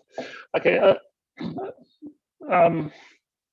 I will also go through, some global trends and some case studies from various countries.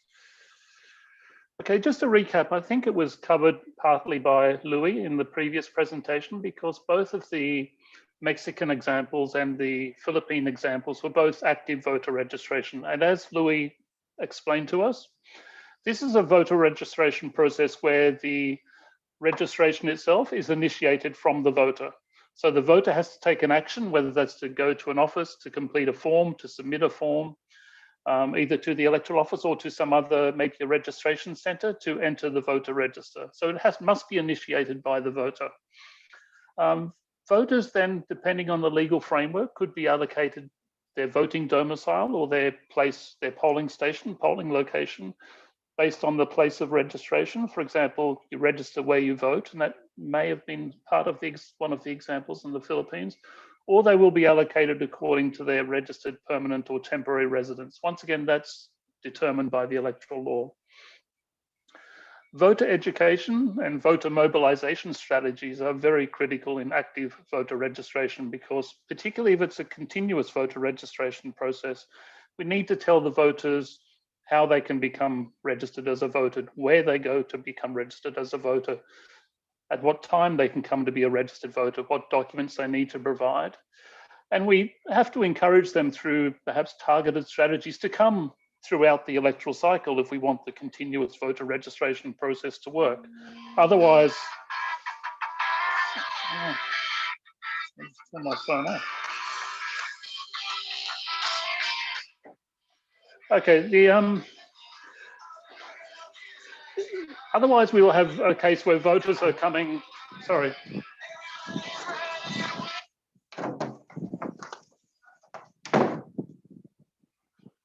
Apologies, I just threw my telephone out the door.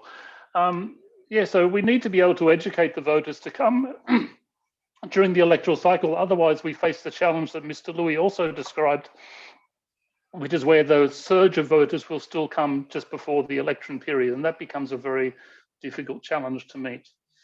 Okay, so active systems can be continuous, or it could be periodic. So it could be throughout the electoral cycle, or it could be immediately before the electoral event.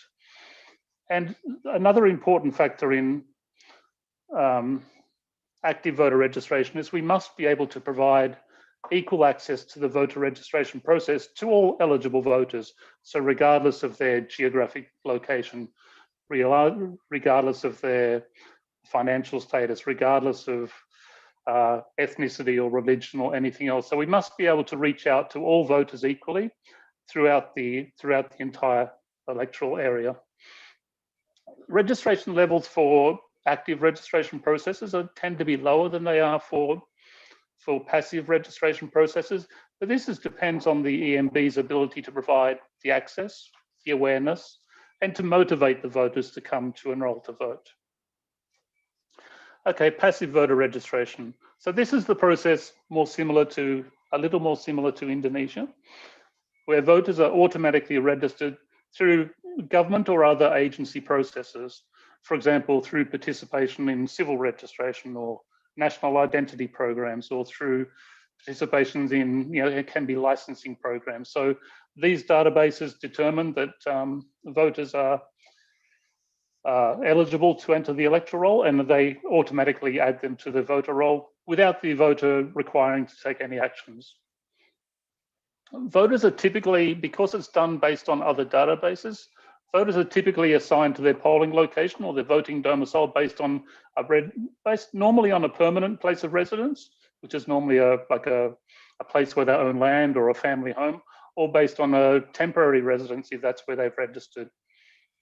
Voter details are updated automatically. For example, name changes, changes of address or other changes, changes in their eligibility, either they become eligible or they've lost eligibility through to some legal process. These changes are once again automatically made to the voter register without the voter requiring to take any actions. Passive registers, because they are based on other databases, are typically more common in countries that have obviously digitized civil and identity systems, countries with better developed technical infrastructures. So these are, you most often see a correlation between passive voter registers, passive continuous registers, and countries with the more digitized and better developed civil and identity systems. This could, once again, passive registers could be periodic or it could be continuous, and I will provide you with examples of both. So it could be that the civil and identity systems provide data on a daily, monthly, quarterly basis, or it could be that they just pick up and provide the voter register details immediately before the election period. And once again, registration levels for passive systems, because it doesn't require actions by the voters themselves, are typically higher. So you're looking at usually 90–95% or above registration of eligible voters in these cases. Now this here, let me explain. It's just this is data from International IDEA. It was a study that they did on voter participation or voter turnout. Now let me point out immediately that this data is a little old. It's something from about 15 years ago, but there's been very little worldwide studies done in that time. So what we can see is, we see here the whiter bars are countries in these regions who do periodic voter registration, and the lighter blue are countries in those regions that do continuous voter registration.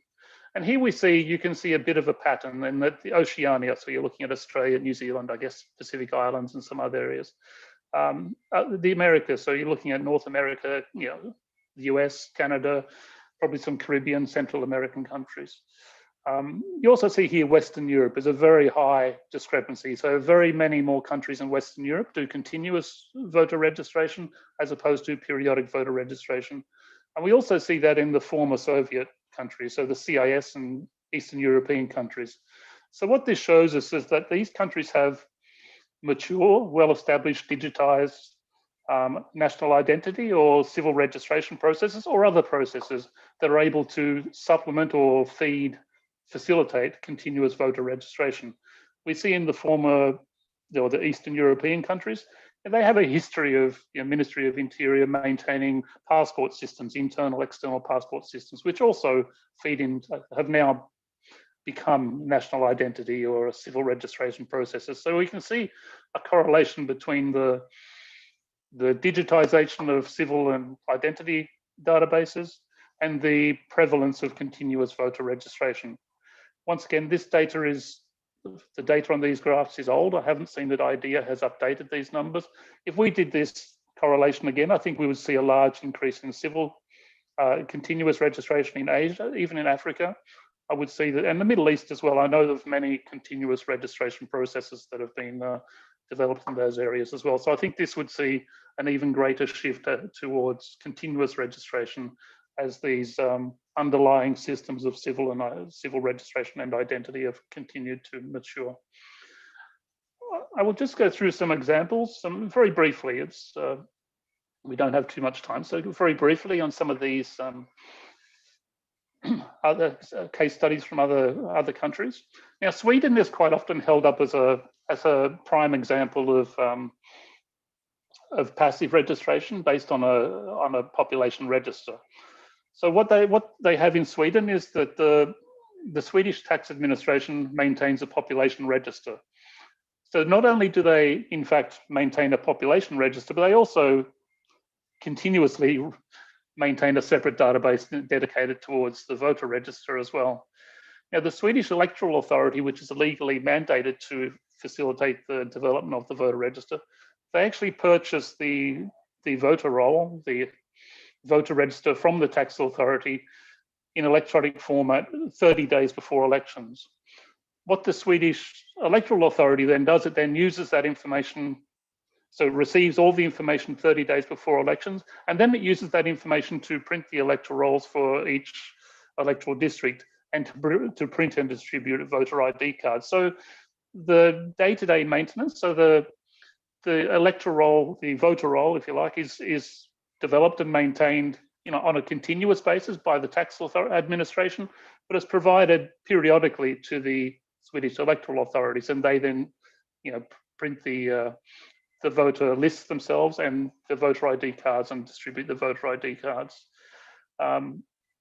Voters are assigned their place of polling based on an address system, which is based on address survey data. So that's how voters are allocated to their polling station prior to elections.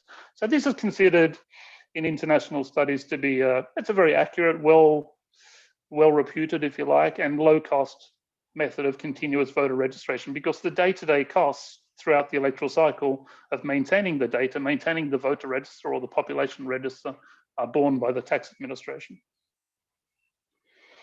Now, Bosnia and Herzegovina is a slightly different example. It's also a passive continuous registration process.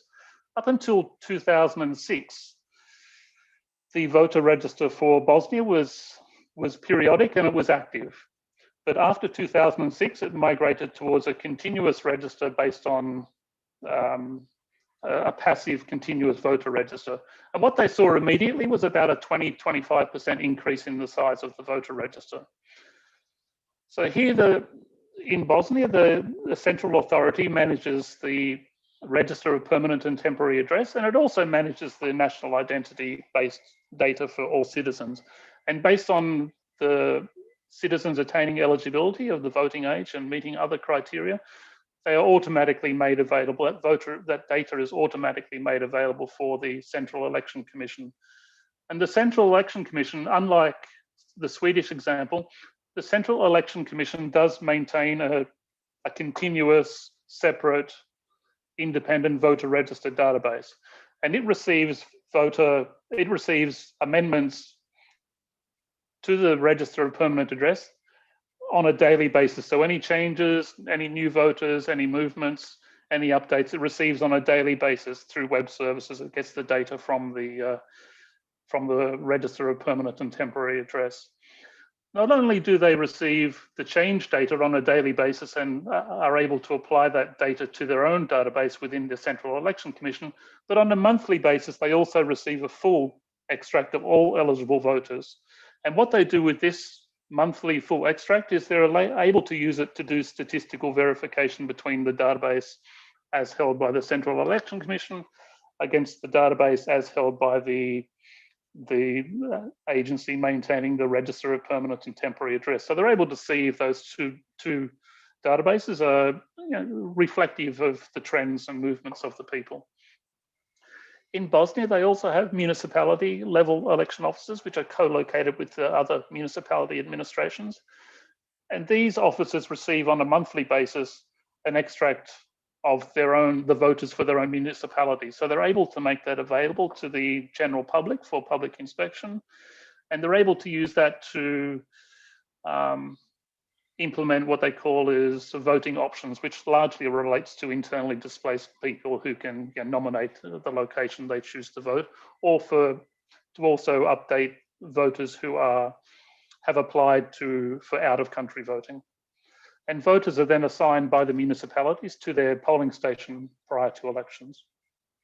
So once again, it's a similar process to the Swedish process, but the Central Election Commission is actually maintaining their own independent database on a daily basis based on civil and identity data. Some of the challenges they face is, and this is not only true in Bosnia and Herzegovina, but it's also true through the Balkans and also much of Eastern Europe, is that, and it may be true in Indonesia as well, I'm not sure, but with the register based on permanent residence, we find that citizens do not update their place of permanent residence on a regular basis because, once again, this is a place where they own land or own a home or their family home. But people leave those homes for employment purposes or for education purposes, and it's actually difficult for them to update their place of permanent residence to a new location. So when it comes to the election and polling, quite often the place they live is not the place where they're assigned to vote. So that can be a challenge for some people as they're in many ways distanced from their place where their name will appear on the voter list. The Balkan states in Eastern Europe generally have a large diaspora population. When those areas opened up, 20 years ago or more than 20 years ago, a large part of the population left and migrated towards Central and Western Europe largely for employment reasons and also because of the conflicts that were going on. So there is actually a large part of those populations that live outside of those countries, but their names still appear on the voter list because they've never, their names still appear on the list of permanent residences in that central database. So that's a bit of a challenge, and it leads to some integrity questions with the voter rolls, the voter list, because in many cases there are a larger number of people appearing on the voter list than a significantly larger number of people on the voter list than actually are resident in the country.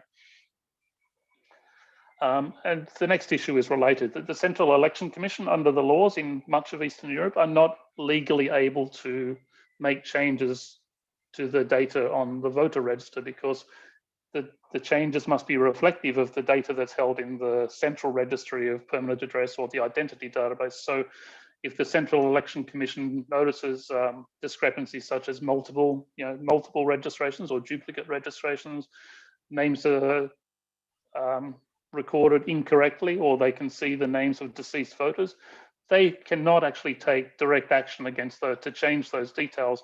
They have to refer that information back to the Ministry of Interior to make the changes on the central permanent register database or the national identity database, and then allow those changes to come back through to the voter register through the normal daily update process. So that can be a difficult thing for the Central Election Commission to manage, because when the voter lists are published, people notice these discrepancies, ask questions about the integrity of the voter register, but the Central Election Commission themselves are not able to take direct action to make those corrections.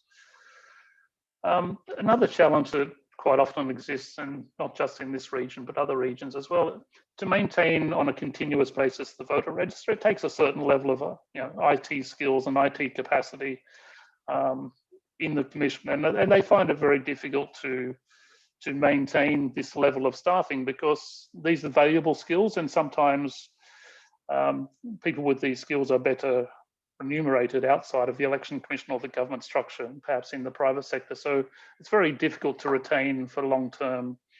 The differences with Australia is that to be enrolled as a voter, so once you are eligible to be a voter on the voter roll, it is mandatory, legally required that you enter the voter register. And also, if you move from one location to another, other information from other civil or identity related databases to have an up-to-date list of the voters and where they are enrolled and how many are in. It's going back here. So it's critical as data sources available within the country. The systems for having unique and verifiable identity for the systems in the country. For example, is that a national ID, appropriate institutional and human capacities available within the election management body, and also the continuous registration tends to be more successful in countries that meet obviously a lot of these criteria. So, for example, having reliable and trusted information sources from other agencies. And voter awareness is always critical. So voter awareness is extremely critical to ensure the success of any continuous voter registration process. So the voting public must understand how the process works, when the process works, when it is available, what is required, and how they can verify and ensure that their details are correct within the voter register. And this is particularly critical in active registration processes. So just to the blue line at the bottom here. So one thing that is also critical to countries transitioning to continuous voter registration from periodic registration is that the whole modality must change when you go from periodic to continuous registration, in that the technical infrastructure, the organizational infrastructure, the staffing capacity in the election management body, and the planning, and very importantly, the budgetary processes must be facilitated and available continuously throughout the electoral cycle at a continuous level. Whereas traditionally, particularly where periodic registration has been involved, the funding provided to election management bodies has been very much dependent and tied on electoral events. So, for example, receiving a large budget every fourth year or fifth year, which is the year of the election, but receiving a lower level of budgetary or resource allocations between elections. So that doesn't work in a continuous voter registration sense, that the budgets and resources must be provided relatively evenly throughout the electoral cycle. Otherwise, we've seen in many countries that have tried to go from periodic registration to continuous registration, the budgetary cycle and the budgetary provisions have not been modified in the way they're provided. And ultimately, even though the legal framework may say it's a continuous registration process, the voter registration has been held up and done on a periodic basis immediately prior to the election, simply because the resources were not available to do it throughout the electoral cycle. So that's they're the points I was planning to raise. I think we'll have questions later. So I'll hand back to you, Hada. Okay, Steve, thank you very much. I think there are a lot of important and good points you raise. What to consider if we are thinking or we are moving toward, a certain model of registration process, especially our topic continuously one. sekali lagi terima kasih para peserta sekalian. Saya sebetulnya ingin banyak ikut berkomentar juga, tetapi waktu kita sudah tinggal sangat sedikit di sini karena kita mulai terlambat tadi. Mohon maaf untuk itu. Jadi saya akan langsung saja pindah ke pembicara kita yang terakhir, yaitu komisioner dari KPU kita sendiri, yaitu Pak Firian. Pak Firian ini adalah anggota KPU yang memegang divisi data dan informasi, ya. Jadi yang mengurus secara spesifik, ya, mewakili yang lain untuk pengelolaan daftar pemilih kita. Nah, saya yakin melalui Pak Firian kita akan dengar apa sebetulnya arah dari penyusunan daftar pemilih berkelanjutan kita, dan apalagi yang sebetulnya diperlukan. Mohon izin Pak Firian, tolong waktunya sangat terbatas, jadi dipaskan betul, dan kalau boleh saya minta untuk Pak Firian cukup 10 menit saja, mohon izin, sehingga nanti kita punya waktu untuk merespon pertanyaan yang sudah sangat banyak ini, gitu ya. Nah, saya persilakan Pak Firian, silakan di-share melalui share screen-nya untuk presentasinya. Silakan Pak Firian. Terima kasih Pak Hadar selaku moderator, teman-teman Netgrit, Pak Ferry, Direktur Eksekutif, kemudian ada teman-teman IFES, and thank you very much for joining with us and sharing experience, Mr. Carlos Navarro from Mexico, Mr. Luis Tito from Filipina. Hello, Mr. Luis. Nice to see you again. Mr. Steve Kenham from IFES. We listen the presentation and it's valuable experience for us to develop continuously in our election better. Panitia, saya izin untuk menampilkan sedikit share. Mudah-mudahan tidak sampai 10 menit Pak Hadar. Karena sebenarnya ini lebih banyak sebagai pelengkap agar ada perbandingan untuk mendiskusikan ini.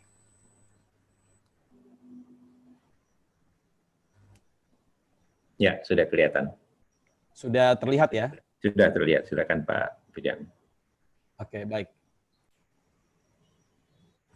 Secara ringkas, ini kriteria seseorang menjadi pemilih untuk di negara kami Indonesia. WNI berusia 17 tahun atau sudah menikah, sudah kawin atau sudah pernah kawin. Ini ketentuan yang ada di Undang-Undang Pemilu kami. Terkait dengan continuous list, saya langsung saja, pengaturan tentang hal tersebut diadopsi sejak tahun 2016 untuk pemilihan kepala daerah, dan untuk undang-undang pemilu atau pemilu nasional diadopsi mulai tahun 2017. Dalam sejarah pemilu di Indonesia, KPU atau lembaga penyelenggara menggunakan 3 model pendaftaran pemilih. Sebelumnya periodic list sebanyak 9 kali pemilu, kemudian berbasis data kependudukan 2 kali, dan terakhir kita baru mulai sejak tahun 2017 sampai sekarang penerapan daftar pemilih berkelanjutan. Dan untuk pemilu di tahun 2019 yang lalu, baru sekali. Ini kami lewati saja prinsip-prinsip yang kami pegang dalam menerapkan daftar pemilih berkelanjutan. Tujuannya adalah meningkatkan kepercayaan publik, meningkatkan validitas data yang bisa dipercaya oleh para pihak. Secara ringkas, penggunaan periodic list gambarannya seperti ini pada mulai dari tahun 5 sampai dengan terakhir 9 tahun pertama, dan terakhir ditetapkan sebagai daftar pemilih. Kemudian sejak tahun 2005 sampai 2015, KPU menggunakan daftar pemilih dari daftar potensial pemilih dari pemerintah yang kami sebut DP4. Kemudian sejak tahun 2017 digunakan pendekatan penyusunan daftar pemilih berkelanjutan. Kira-kira kerangka kerja kami seperti tersebut. 5 hal yang kami terapkan dalam penyusunan daftar pemilih berkelanjutan, dan kami berikhtiar sekarang setelah pemilu 2019 dan pemilihan 2020 menerapkan model penyusunan daftar pemilih berkelanjutan secara penuh. Terlebih tadi Mr. Steve menyampaikan memang tren global bergeser dari periodic list ke continuous list. Ada 5 aspek kerja yang kami kembangkan saat ini, yaitu sistem informasi secara berkelanjutan. Sebelumnya sistem informasi kami untuk data pemilih terpisah antara event pemilu dengan event pemilihan. Dengan secara berkelanjutan ini kita konsolidasi, ada rekaman daftar pemilih. Kemudian di undang-undang memang diatur kita mendapatkan data dari Dukcapil, namun ke depan dan sejak kemarin kami juga sudah mulai menerapkan dari berbagai pihak kami terima yang muaranya adalah menghasilkan data pemilih sesuai dengan prinsip penyusunan daftar pemilih yang kami anut. Kemudian kegiatan pemutahiran tidak hanya pada saat tahapan pemilu berlangsung. Jadi setiap saat dan sekarang terus-menerus kami lakukan. Manfaatnya adalah kita berharap ke depan kecurigaan dan potensi manipulasi data terminimalisir. Salah satu kelemahan dari periodic list adalah karena pemilih tahu data dirinya menjelang waktu pemungutan suara, kadangkala muncul misinformasi atau informasi yang kurang diterima oleh pemilih. Dan ini kami sedang pelajari kasus terakhir di pemilihan serentak 2020. Potensi manipulasi juga bisa terminimalisir dengan pendekatan daftar pemilih berkelanjutan. Kemudian kita berharap ke depan partisipasi pemilih meningkat karena kami mengusulkan pendekatan dalam regulasi mungkin setingkat peraturan kami, peraturan KPU, TPS dibuat secara permanen. Terkait dengan manajemen data, kami menggunakan sistem informasi, kemudian elemen data pemilih sebanyak 10 item, dikelola secara terpusat, kemudian kita bagi kepada peserta pemilu dan pengawas pemilu, dan terakhir kami memperhatikan aspek perlindungan data pribadi. Ini sebagai gambaran, website pemilih bisa mengakses data dirinya ke website tersebut untuk 2019 dan 2020. Kemudian ini aplikasi mobile. Jadi kami juga menggunakan aplikasi mobile agar pemilih dimudahkan untuk mengecek data dirinya. Apabila sudah terdaftar, pemilih tersebut mengetahui di TPS mana. Namun bila belum terdaftar, bisa melakukan kegiatan konfirmasi data atau melapor kepada petugas kami di daerah. Ini yang kami lakukan terakhir di 2020 lalu. Gambaran dari data pemilih kami 2019 ada 190.779.466 dan terakhir kami mulai menerapkan daftar pemilih berkelanjutan di tahun 2020 ada 190.131.033 pemilih dengan tingkat kualitas data 99,96%, yang maknanya adalah ada 0,4% data yang anomali. Dan terakhir, KPU baru saja dipercaya oleh Kementerian Kesehatan, data pemilih kita digunakan sebagai basis untuk program vaksinasi nasional. Demikian secara ringkas Pak Hadar. Bila ada pertanyaan terkait dengan kegiatan penyusunan daftar pemilih berkelanjutan di KPU, kami siap nanti mungkin lebih banyak dieksplor pada sesi tanya jawab. Terima kasih. Baik, terima kasih banyak Komisioner Firian atas presentasinya dan waktunya yang memang dipendekkan, dipadatkan. Terima kasih sekali lagi. Bapak dan Ibu sekalian, para peserta semua, kita sebetulnya tepat pada waktu di mana menurut jadwal inilah akhir dari kegiatan. Tetapi saya kira sayang sekali kalau kemudian kita tidak gunakan kesempatan untuk merespon sejumlah pertanyaan saja karena pertanyaannya cukup banyak pada saat ini. Jadi mohon izin kepada para pembicara semua, kepada para peserta, untuk kita perpanjang kira-kira setengah jam Dan terutama ini saya harus mohon izin betul kepada Carlos, kawan kita, speaker dari Meksiko, yang sebetulnya sekarang ini sudah tengah malam di sana. Carlos, we decided to continue another 30 minutes, so my apology for this because we started late. I know you are very late already now in Mexico City. But anyway, I hope you don't mind for extending another 30 minutes to respond, to give a chance for our participant to have their question responded from all the speakers. Yeah? There are already a lot of questions. Yeah? Sebetulnya para pembicara bisa juga melihat sendiri pertanyaan-pertanyaan yang ada, yaitu di kolom questions and answer. Saya akan membacakan beberapa saja, mohon izin ya. Ini perlu dibaca karena teman yang ada di streaming itu tidak bisa melihatnya ya. Yang pertama dari Ibu Betty Idros. Ibu Betty ini adalah Ketua KPU di DKI Jakarta. Pertanyaannya adalah untuk Pak Carlos, Mr. Carlos. Bagaimana cara negara Anda mengupdate data pemilih yang berubah dari hari ke hari? Misal karena pindah ke dalam atau keluar kota atau karena meninggal dunia. Demikian pula bagaimana implementasi kartu pemilih pada kondisi demikian. Apakah ada kejadian yang menyalahgunakan kartu pemilih yang dimaksud? Nah, jadi itu satu pertanyaan. Saya akan coba cari 5 pertanyaan saja. Ini pertanyaan ke Dirjen Kependudukan, jadi kita lewatin saja. Mohon maaf rekan Cakra. Kemudian ini dari sebentar ya. How do we proceed? One by one, or do you want to? Yes, Carlos. Clusters. Okay. Yeah, I put it 5 questions first, Okay. and we'll give you time to each speakers to respond to the question that is you want to respond or directly asking to you.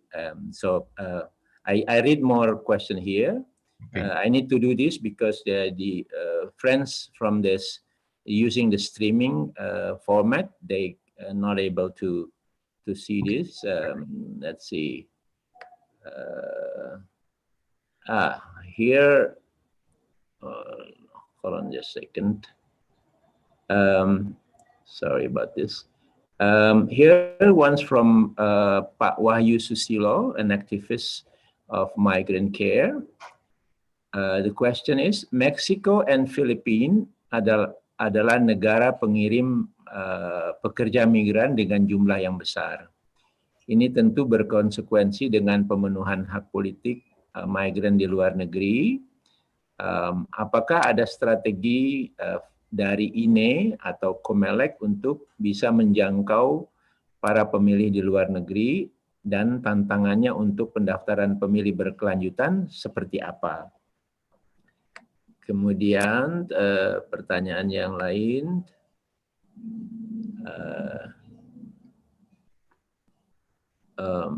Apakah di Meksiko dan Filipina sudah bisa dipastikan bahwa semua penduduk terdaftar sebagai pemilih hanya dengan sistem mendaftar sendiri tanpa adanya chocolate? Is a process when the voter can check or the administrator, a part of the EMB, going to the field and visiting their houses to check directly, like done in Indonesia. Bagaimana dengan penduduk yang tidak ingin menggunakan hak pilihnya sehingga tidak mendaftarkan secara periodik? Di Meksiko, seperti dijelaskan oleh Mr. Carlos, data pemilih sudah diintegrasikan bahkan dikaitkan dengan perbankan, with the bank. Pasti harus ada keamanan yang betul menjamin dari data pribadi pemilih.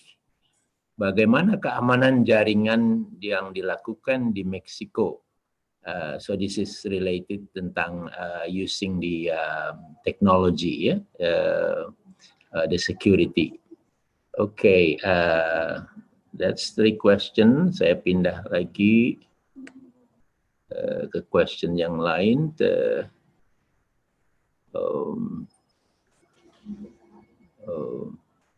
Bentar ya. Okay, here's another. Okay. Here from Titi Nurhayati.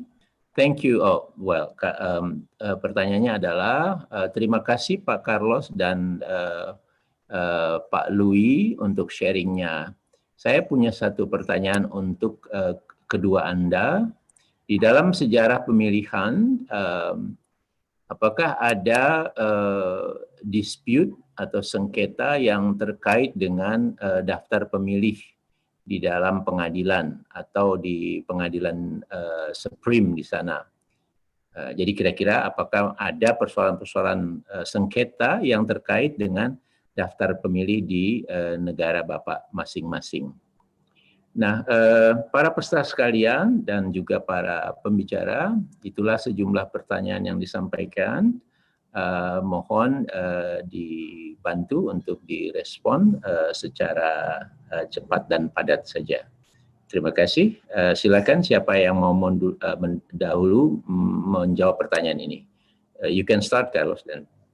If you allow me, I can go first. Okay. First, let me just mention that in the presentation there is information that probably tackles some of these issues that have been raised during the questions. So I'll make the best use of time. How do we update the voting card? First, the voting card is free of charge. This means that any citizens can request to renew or replace anytime they wish. This is completely free of charge, but it expires after 10 years. So that's one requirement that also help us to keep the voting list updated. So we can be certain that if someone has not replaced the voting card after 10 years, they can be removed not from the registry, but from the voters list. But that's just one of the measures that we use to keep updated. There are many more that are included in the presentations. Okay. Okay, now for indeed slightly more than 10% of our population, it is estimated that roughly from 10 to 15% of our population is the diaspora. Currently, we are 126 million people living in Mexico. Probably slightly less than half of the Indonesian population. Yeah. But probably our diaspora, mainly in US, is probably 10 to 15 million. Since 2005, they are entitled to vote in presidential and Senate and recently in Senate elections. So we have OCB. One severe constraint that they have in order to exert their right to vote was that one of the requirements is that they have their voting card. The problem was that until 2016, voting cards were only issued in Mexico within national territory. But from 2016 on, we are also able, INE, the EMB, to issue voting cards abroad. They are entitled to vote. They even have now a day representation in the Congress. But that's a different thing. But we make sure that they have the facilities to exert the right to vote, even if they are abroad. By the way, it's only a slight, a very slight share of the population abroad that is registered to vote, even though they have all facilities available. But that's another. It is active indeed. It is not mandatory to register as a voter. It is not mandatory to have the voter slip. But as I mentioned, it's because it has become increasingly the main ID document in Mexico due to its security features and the agreements that the electoral authority has signed with many public offices and with the banks and financial institutions. That is probably the #1 ID document used for practical any purpose. So it's free. It's available on a permanent basis. So Mexicans are eager to have their voting card. I'm afraid that not exactly in order to exert the rights to vote, but in order to have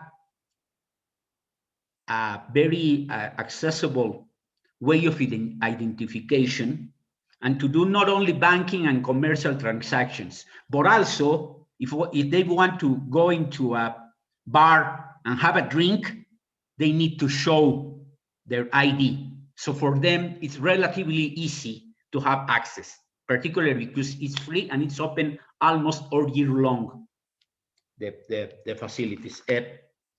Protection of personal data. Okay, political parties have permanent, all this information is jealously safeguarded by the national authority. For instance, political parties have permanent access to the database, but they are not allowed to share for any other commercial purpose this information. So, and even the voters have that's a recent measure adopted, have the chance to decide if they want that the address or all our electoral system is geographically referenced. So they can decide if they want that information like their address appears or not in the voting card. It's up to them. Very recently, the government, the central or the federal or national governments have been doing attempts during the last few years in order to create a national ID, an official, a unique national ID. It has become financially and logistically complex. And they have made different attempts in order to have at their disposal the database built by INE. And the INE has rejected on the grounds that it has not asked permission of the voters in order to share their information, not even with the government agencies. So they say, we can explore different options, see how can we help you to build to issue a national ID, an official no ID, not a voting card, but we can share, we won't be able to share under the current provisions in the legal framework to share the database with the federal government. To that extreme is the measures adopted by INE in order to protect the personal data.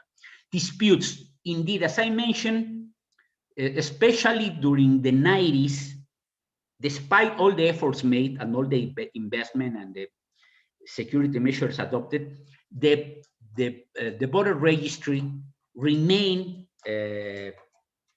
as a very contentious issue, but not to the extent to go to the courts. We in Latin America and in Mexico in particular, we also have not only an electoral management body, independent, but there are also we also have an electoral tribunal who is also permanent and specialized.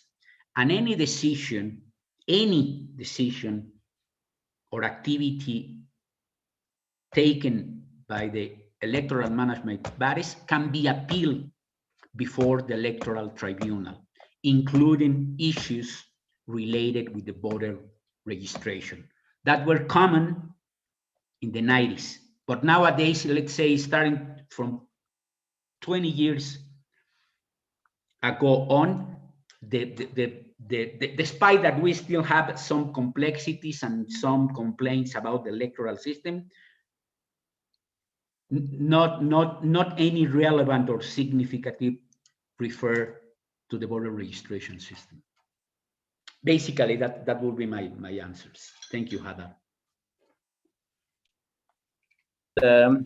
Thank you very much, Carlos. And please, Louis, to respond some of the questions directed to you.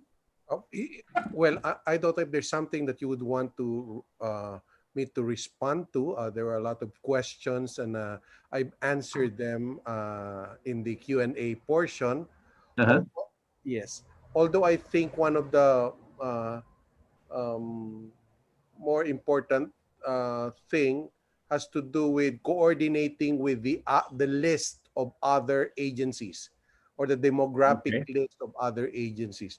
I think that is very important to come up with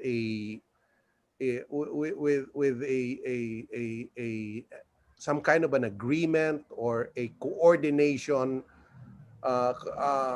scheme with other government agencies insofar as protecting the integrity or in making the list more inclusive, especially as regards the Philippine system, which is active, no? And as pointed out by Steve, active registration do not tend to have. It's very difficult for us to cover all the eligible voters. In fact, I think my estimate is about 20% of eligible voters are not yet in the list. And coordinating with the list of other agencies might be helpful. However, it is also important that coordinating the list, which might necessarily include data sharing, would have to consider privacy issue, number one. And number two, it would have to consider also protecting the independence of the election management body, as the other agencies are under, or usually under, the supervision or control of the incumbent administration, which is a political, which are political. So if there are other points that you would want me to address and reply to, Hadar? Yes, there is one. Is actually the question on the Q&A here from Pak Partono Samino, also Commissioner of DKI actually. Yes. Banyak ilmuwan berpendapat bahwa pendaftaran pemilih adalah it's a complex and need a lot of money, and then often the result still dimasalahkan ya di dalam pemilu. Pertanyaannya, apakah ada sistem pendaftaran pemilih berkelanjutan yang mampu menyederhanakan proses, mengurangi biaya, dan meningkatkan penerimaan dalam daftar pemilih dari peserta pemilu? Jadi ada kepercayaan yang meningkat gitu ya. Nah, untuk mengimplementasikan pendaftaran pemilih berkelanjutan, apakah ada prakondisi, ya ini tentu dari pengalaman di Filipina, yang harus disiapkan, dan juga di Meksiko ada pengalaman yang harus dipersiapkan atau tidak. So tolong mohon direspon pertanyaan yang satu ini, yang terakhir ini. Silakan Pak Louis.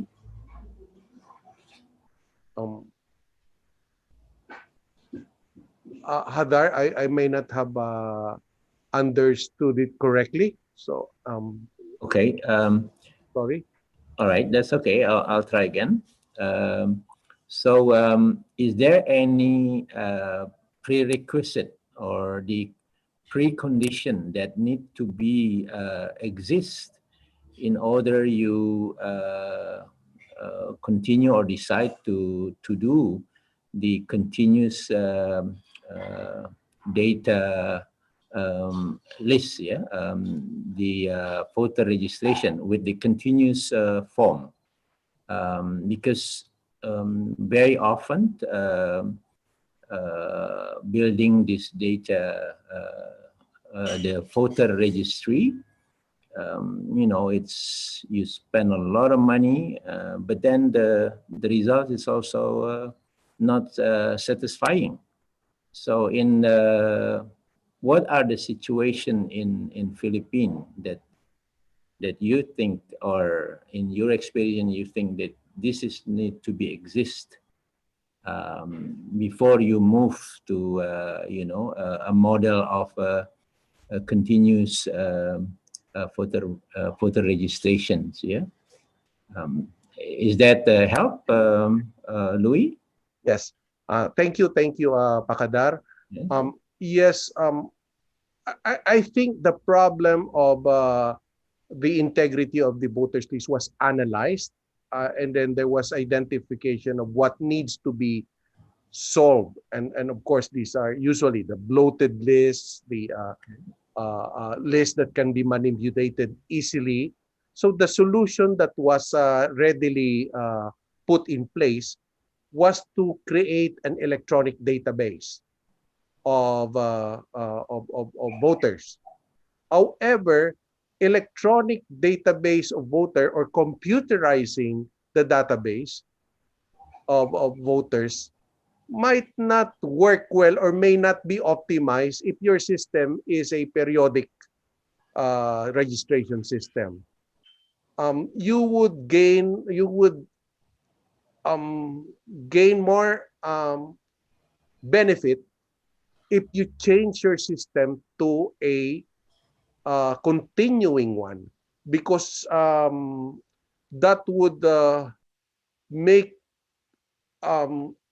the effort to cleanse and to ensure the integrity of the list easier, rather than affording only a few days of registration or incremental registration prior to election. So that was the analysis. Now, what am I saying here? Going into a continuing registration, shifting to continuing registration from periodic registration system is part of a bigger process or a bigger goal of what you want to happen. First, there was an effort to modernize the electoral process, and it was seen that you cannot have a complete modernized process if you don't adopt a continuing registration. So it's a part of the package. And you can also not have a successful continuing registration if the EMB is not equipped to, let's say, allow for a mechanism where applications for registrations are received on a day-to-day basis. So you would need employees who would be ready to do that, employees who would be technologically equipped to, let's say, put the applications in a database and to maintain the integrity of the database, protect it. So this is a whole package, and you must have the resources also to maintain, to have a system and maintain the database, especially when you're talking about more than 100, or maybe in the case of the Philippines, 60 million registered voters. And we have had our problems too with our database. In 2016, there was the system was hacked into. So these are the issues that you would have to face when you we use technology. And the institution must be equipped to be able to handle the change. In other words, it's a whole package altogether of preparing for a continuing registration. It's not an isolated reform measure. It goes hand in hand with the bigger goal of reform. And of course, as stressed also by Steve, we cannot disregard looking at the legal framework, because we would want to have a robust framework that would allow the election management body to do what is necessary to make the registration work, and at the same time provide an effective mechanism for accountability if there's some problems that can happen. So I don't think I answered the question, but that is how I would put it. Well, thank you very much. It's give more context for us ya. Terima kasih Pak Louis atas responnya, dan saya kira memang banyak hal yang perlu diperhatikan dalam mengelola data kita, apalagi kalau kita mau memodel continuous daftar pemilih ini, dan juga masih pada situasi di mana pemilih kita itu posisi yang pasif begitu ya. Jadi semua itu sudah disiapkan gitu. Nah, baik, saya kira sebelum saya berikan forum ini kepada Pak Ferry, my director, to conclude the program, the discussion, but I will ask Pak Steve untuk memberikan pendapatnya mungkin dari diskusi tadi, dan di sini sebetulnya ada pertanyaan dari Mudiati Rahmatunisa bahwa di dalam daftar pemilih yang masih tidak akurat ya, Ibu Mudiati menyebutkannya manipulasi, tetapi ya yang banyak masih berantakan ya daftar pemilih ini, yang itu bagaimana untuk membangun continuous voter registration di Indonesia. Apakah ada usulannya Pak Steve Kenham untuk ini? Silakan Pak Steve.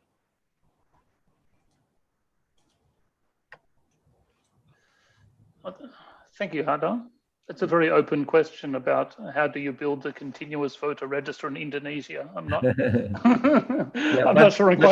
But you had share in Herzegovina, for example, it was depend on the the registry, civil registry, where it's not have some problem, it's not updated. So it's very much like Indonesia's situation, I think. Yeah. So please. After 2 hours, I'm not the expert on Indonesia, that's for sure. But there's a few things I'd like to pick up on, though, from partly some of the earlier discussions as well. I think there was an earlier question about the door-to-door verification of the voter register, which you do in Indonesia, I understand. We call it chocolate here. Okay, so that's something that's a bit of a trend, a global trend relating to that as well. That's something that was done in relation to many continuous active voter registers in the past.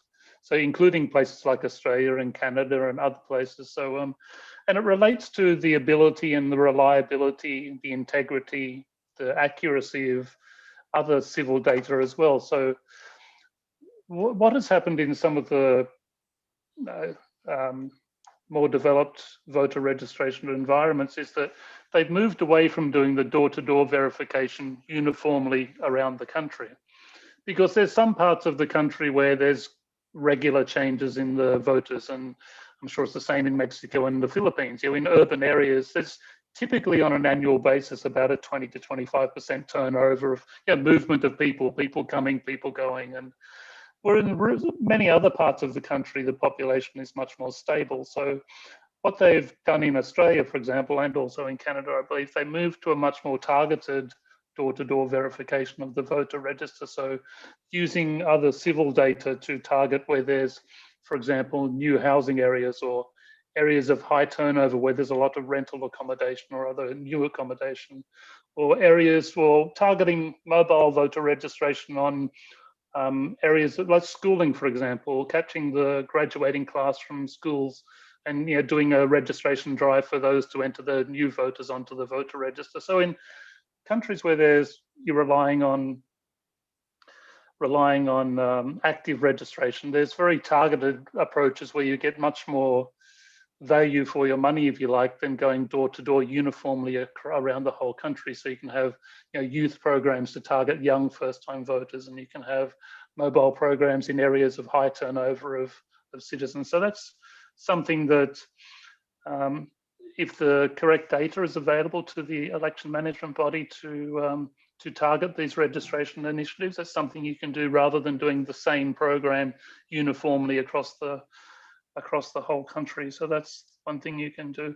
And another thing we mentioned I think later in my presentation, I may have mumbled it up a little bit, but it's very important for the election management body to be able to manage and reconcile the data that they have. And I think it was mentioned by both of the other speakers as well. So you have the voter registration data. It may have been fed from one particular passive source, but it's very important for the election management body to also be able to do some qualitative analysis of the data that they hold. And this is something we did do in Bosnia, and we also did in Serbia. Something I did myself, we actually do assessments of the voter register to do some demographic and geographic analysis of the data, including the age breakdown, the age progression of voters, the geographic distribution of the voters, the gender breakdown, and look at and compare that, particularly in a post-election environment, against voter turnout as well. So you can see if the voter register is representative of your expectations of the population. So you should be able, the EMB, even though it receives this data from another source, a passive source, a civil or identity source, the EMB must have the ability to also continue to analyze that data to make judgments about the quality of the data, because if on election day the voter list is questioned, they won't question the civil registry authority, or they won't question the national identity authority. Those questions about the integrity and completeness and accuracy of the voter list will probably be targeted at the election management body. So the EMB must maintain the ability to do this qualitative analysis, to do this audits and assessments of the voter list, to stay on top of the quality of the list, and if there are quality issues, to be able to go back and redress that from the passive sources from which the voter registration data has been drawn initially. Okay. Thank you very much, Steve. And jadi baru juga digambarkan kembali, diingatkan bahwa ya apapun daftar memilih yang kita bangun, ya berubah model atau masih dalam model yang periodically, itu memang penyelenggara pemilu harus punya kekuatan keahlian yang terus bisa mengecek datanya sendiri gitu ya, untuk memastikan itu semua adalah data yang akurat dan seterusnya begitu. Dan juga kalau kita mau model continuous list ini, karena ini kerja yang harus diterapkan di luar tahapan pemilu itu sendiri, maka kita perlu ada dana yang cukup untuk mempunyai kapasitas mengelola data berkelanjutan ini gitu ya. Bapak dan Ibu sekalian, para pembicara, para peserta, saya mohon maaf betul atas nama panitia dan penyelenggara tidak bisa meneruskan lagi bagian dari question and answer ini, sekalipun sebetulnya banyak sekali pertanyaan yang disampaikan. Nanti kita cari jalan, mungkin pertanyaan itu bisa kita tetap teruskan, dan nanti kalau dapat jawaban dari para pembicara mungkin kita bisa emailkan atau sampaikan kepada teman penanya begitu ya. Nah, ada banyak permintaan untuk apakah presentasi, slide-slide presentasi ini, dokumen presentasi itu bisa di-share. Nanti kami akan tanya kembali dulu kepada para pembicara. Nanti kalau memang bisa dilakukan, kami akan pasang di Netgrit atau kami kirimkan ke Bapak Ibu sekalian peserta. Sekali lagi saya mohon maaf betul, kita harus bagian saya stop di sini. Sekarang saya akan serahkan kepada Pak Ferry Kurnia Rizkiansa, my director of Netgrit, to give some summary, point of conclusion of this webinar and closing the webinar ini sendiri, ya, menutup acara kita. Terima kasih untuk semuanya. Now the floor I give it to Pak Ferry Rizky Kurniansa. Baik, terima kasih Pak Hadar. Presentasi yang luar biasa dan sangat mencerahkan sekali dari para narasumber yang handal. Ada beberapa catatan kesimpulan yang ingin saya sampaikan pada kesempatan kali ini. Yang pertama adalah bahwa konteks politik di suatu negara ini sangat berpengaruh terhadap perubahan mekanisme pendaftaran pemilih di suatu negara, utamanya situasi pasca pemilu. Sebelum-sebelumnya kita tentunya melihat bahwa tidak terdapat daftar pemilih seperti tuntutan dari pemilih dan partai politik, peserta pemilu mengenai daftar pemilih ini. Sebagaimana yang dicontohkan oleh Carlos di Meksiko, terjadi tuduhan kecurangan terhadap daftar pemilih yang tidak akurat oleh kubu oposisi. Situasi lain yang mendorong adanya perubahan mekanisme pendaftaran pemilih ini dari periode ke continuous list adalah perubahan kerangka regulasi pemilu di suatu negara. Sekalipun terjadi tren yang cukup tinggi mengenai perubahan mekanisme pendaftaran pemilih di banyak negara, seperti yang ditunjukkan oleh Steve, namun tetap masih terdapat beberapa catatan persoalan umum, seperti masih terjadinya peristiwa kependudukan seperti kelahiran, perpindahan tempat tinggal, kematian yang masih belum tercatat dengan baik. Nah, berdasarkan presentasi dari pembicara yang luar biasa itu, kita bisa melihat beberapa cara memperbaiki daftar pemilih yang akurat dan berkelanjutan. Di antaranya adalah pentingnya kerangka hukum yang memadai untuk mendukung kerja-kerja penyelenggaraan pemilu yang melakukan pendaftaran pemilih, dukungan sumber daya finansial dan juga sumber daya manusia yang memadai, seperti yang dijelaskan oleh Pak Louis dari Filipina, bagaimana petugas penyelenggara pemilu yang permanen di level daerah dan di level pusat yang memiliki tugas utama untuk mengurusi daftar pemilih yang menjadi salah satu kunci utamanya. Selain itu adalah soal teknologi informasi, ini memiliki peran sentral yang luar biasa mendorong efisiensi dan memudahkan kerja-kerja penyelenggara pemilu melakukan pendaftaran yang pemilih yang akurat, utamanya untuk meminimalisir kegandaan daftar pemilih yang dapat dilihat secara langsung menggunakan teknologi informasi. Pak Louis menjelaskan bagaimana terjadi perubahan signifikan di Filipina dengan menghasilkan modernization and excellence atau MODEX dalam penggunaan teknologi untuk menjamin akurasi daftar pemilih. Namun tantangannya adalah bahwa adanya konsekuensi biaya tentunya yang menggunakan teknologi informasi. Sekalipun di setiap negara memiliki pendaftaran pemilih yang berbeda, ada yang menggunakan stelsel aktif, ada pemilih sendiri melakukan aktif memilih dan atau enggak stelsel pasif, penyelenggara pemilu mendaftarkan atau aktif mendaftarkan. Namun peran aktif penyelenggara penting untuk melakukan sosialisasi dan voter edukasi untuk memastikan setiap pemilih kembali mengecek apakah dirinya terdaftar atau belum. Selain itu, yang terpenting adalah koordinasi kelembagaan.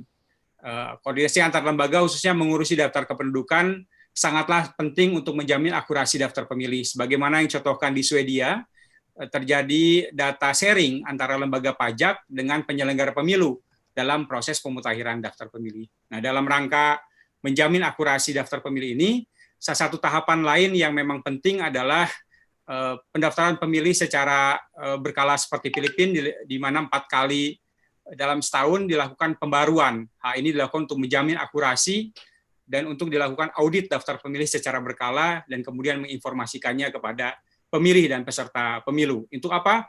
Untuk menjadi bagian dari kepercayaan publik terkait dengan soal daftar pemilih. Pada akhirnya, pendaftaran pemilih yang akurat ini tidak hanya berdampak pada soal kualitas pemilih saja atau kualitas pemilu saja yang kredibel, demokratis, dan integritas, tapi dalam diskusi ini melihat bahwa daftar pemilih yang akurat ini bisa bermanfaat untuk urusan administrasi kependudukan lainnya. Seperti yang disinggung oleh Carlos, bagaimana daftar pemilih yang akurat melalui kartu pemilih yang kemudian dijadikan rujukan sebagai identitas nasional. Terakhir, terima kasih kepada Pak Doli, Ketua KPU, PLT Ketua KPU, dan juga para komisioner, dan juga para narasumber. I want to thank to Honorable Carlos Navarro, Louis Tito, Steve, dan Pak Firian for their excellent presentation and providing an overview of the continuous register of the voter list. This becomes a comparison for implementation in Indonesia. Terima kasih Pak Hadar, moderator yang handal, keren. Terima kasih. Pak IFS, terima kasih banyak sudah bekerja sama yang luar biasa, dan juga teman-teman Bapak Ibu peserta yang telah hadir pada webinar internasional. Mohon maaf kalau ada hal yang kurang berkenan. Sampai jumpa pada webinar selanjutnya. Terima kasih. Assalamualaikum warahmatullahi wabarakatuh. Alright, terima kasih semuanya. Terima kasih. So much. Thank you. Thank you. Buenas noches, Carlos. Alright, bye-bye, Carlos. Thank you. Thank you very much, Steve. Yes, thank you, Hannah. Everybody, thank you so much. Thank you. Thank you. Bye-bye. Thank you, Hadar. Bye. You're welcome. Carlos, Our thank you, pleasure. Steve. Pak Firian, Thank you. Pak Louis, Thank my you. brother Pak Louis. Thank you. Pak Arif Budiman. Yes.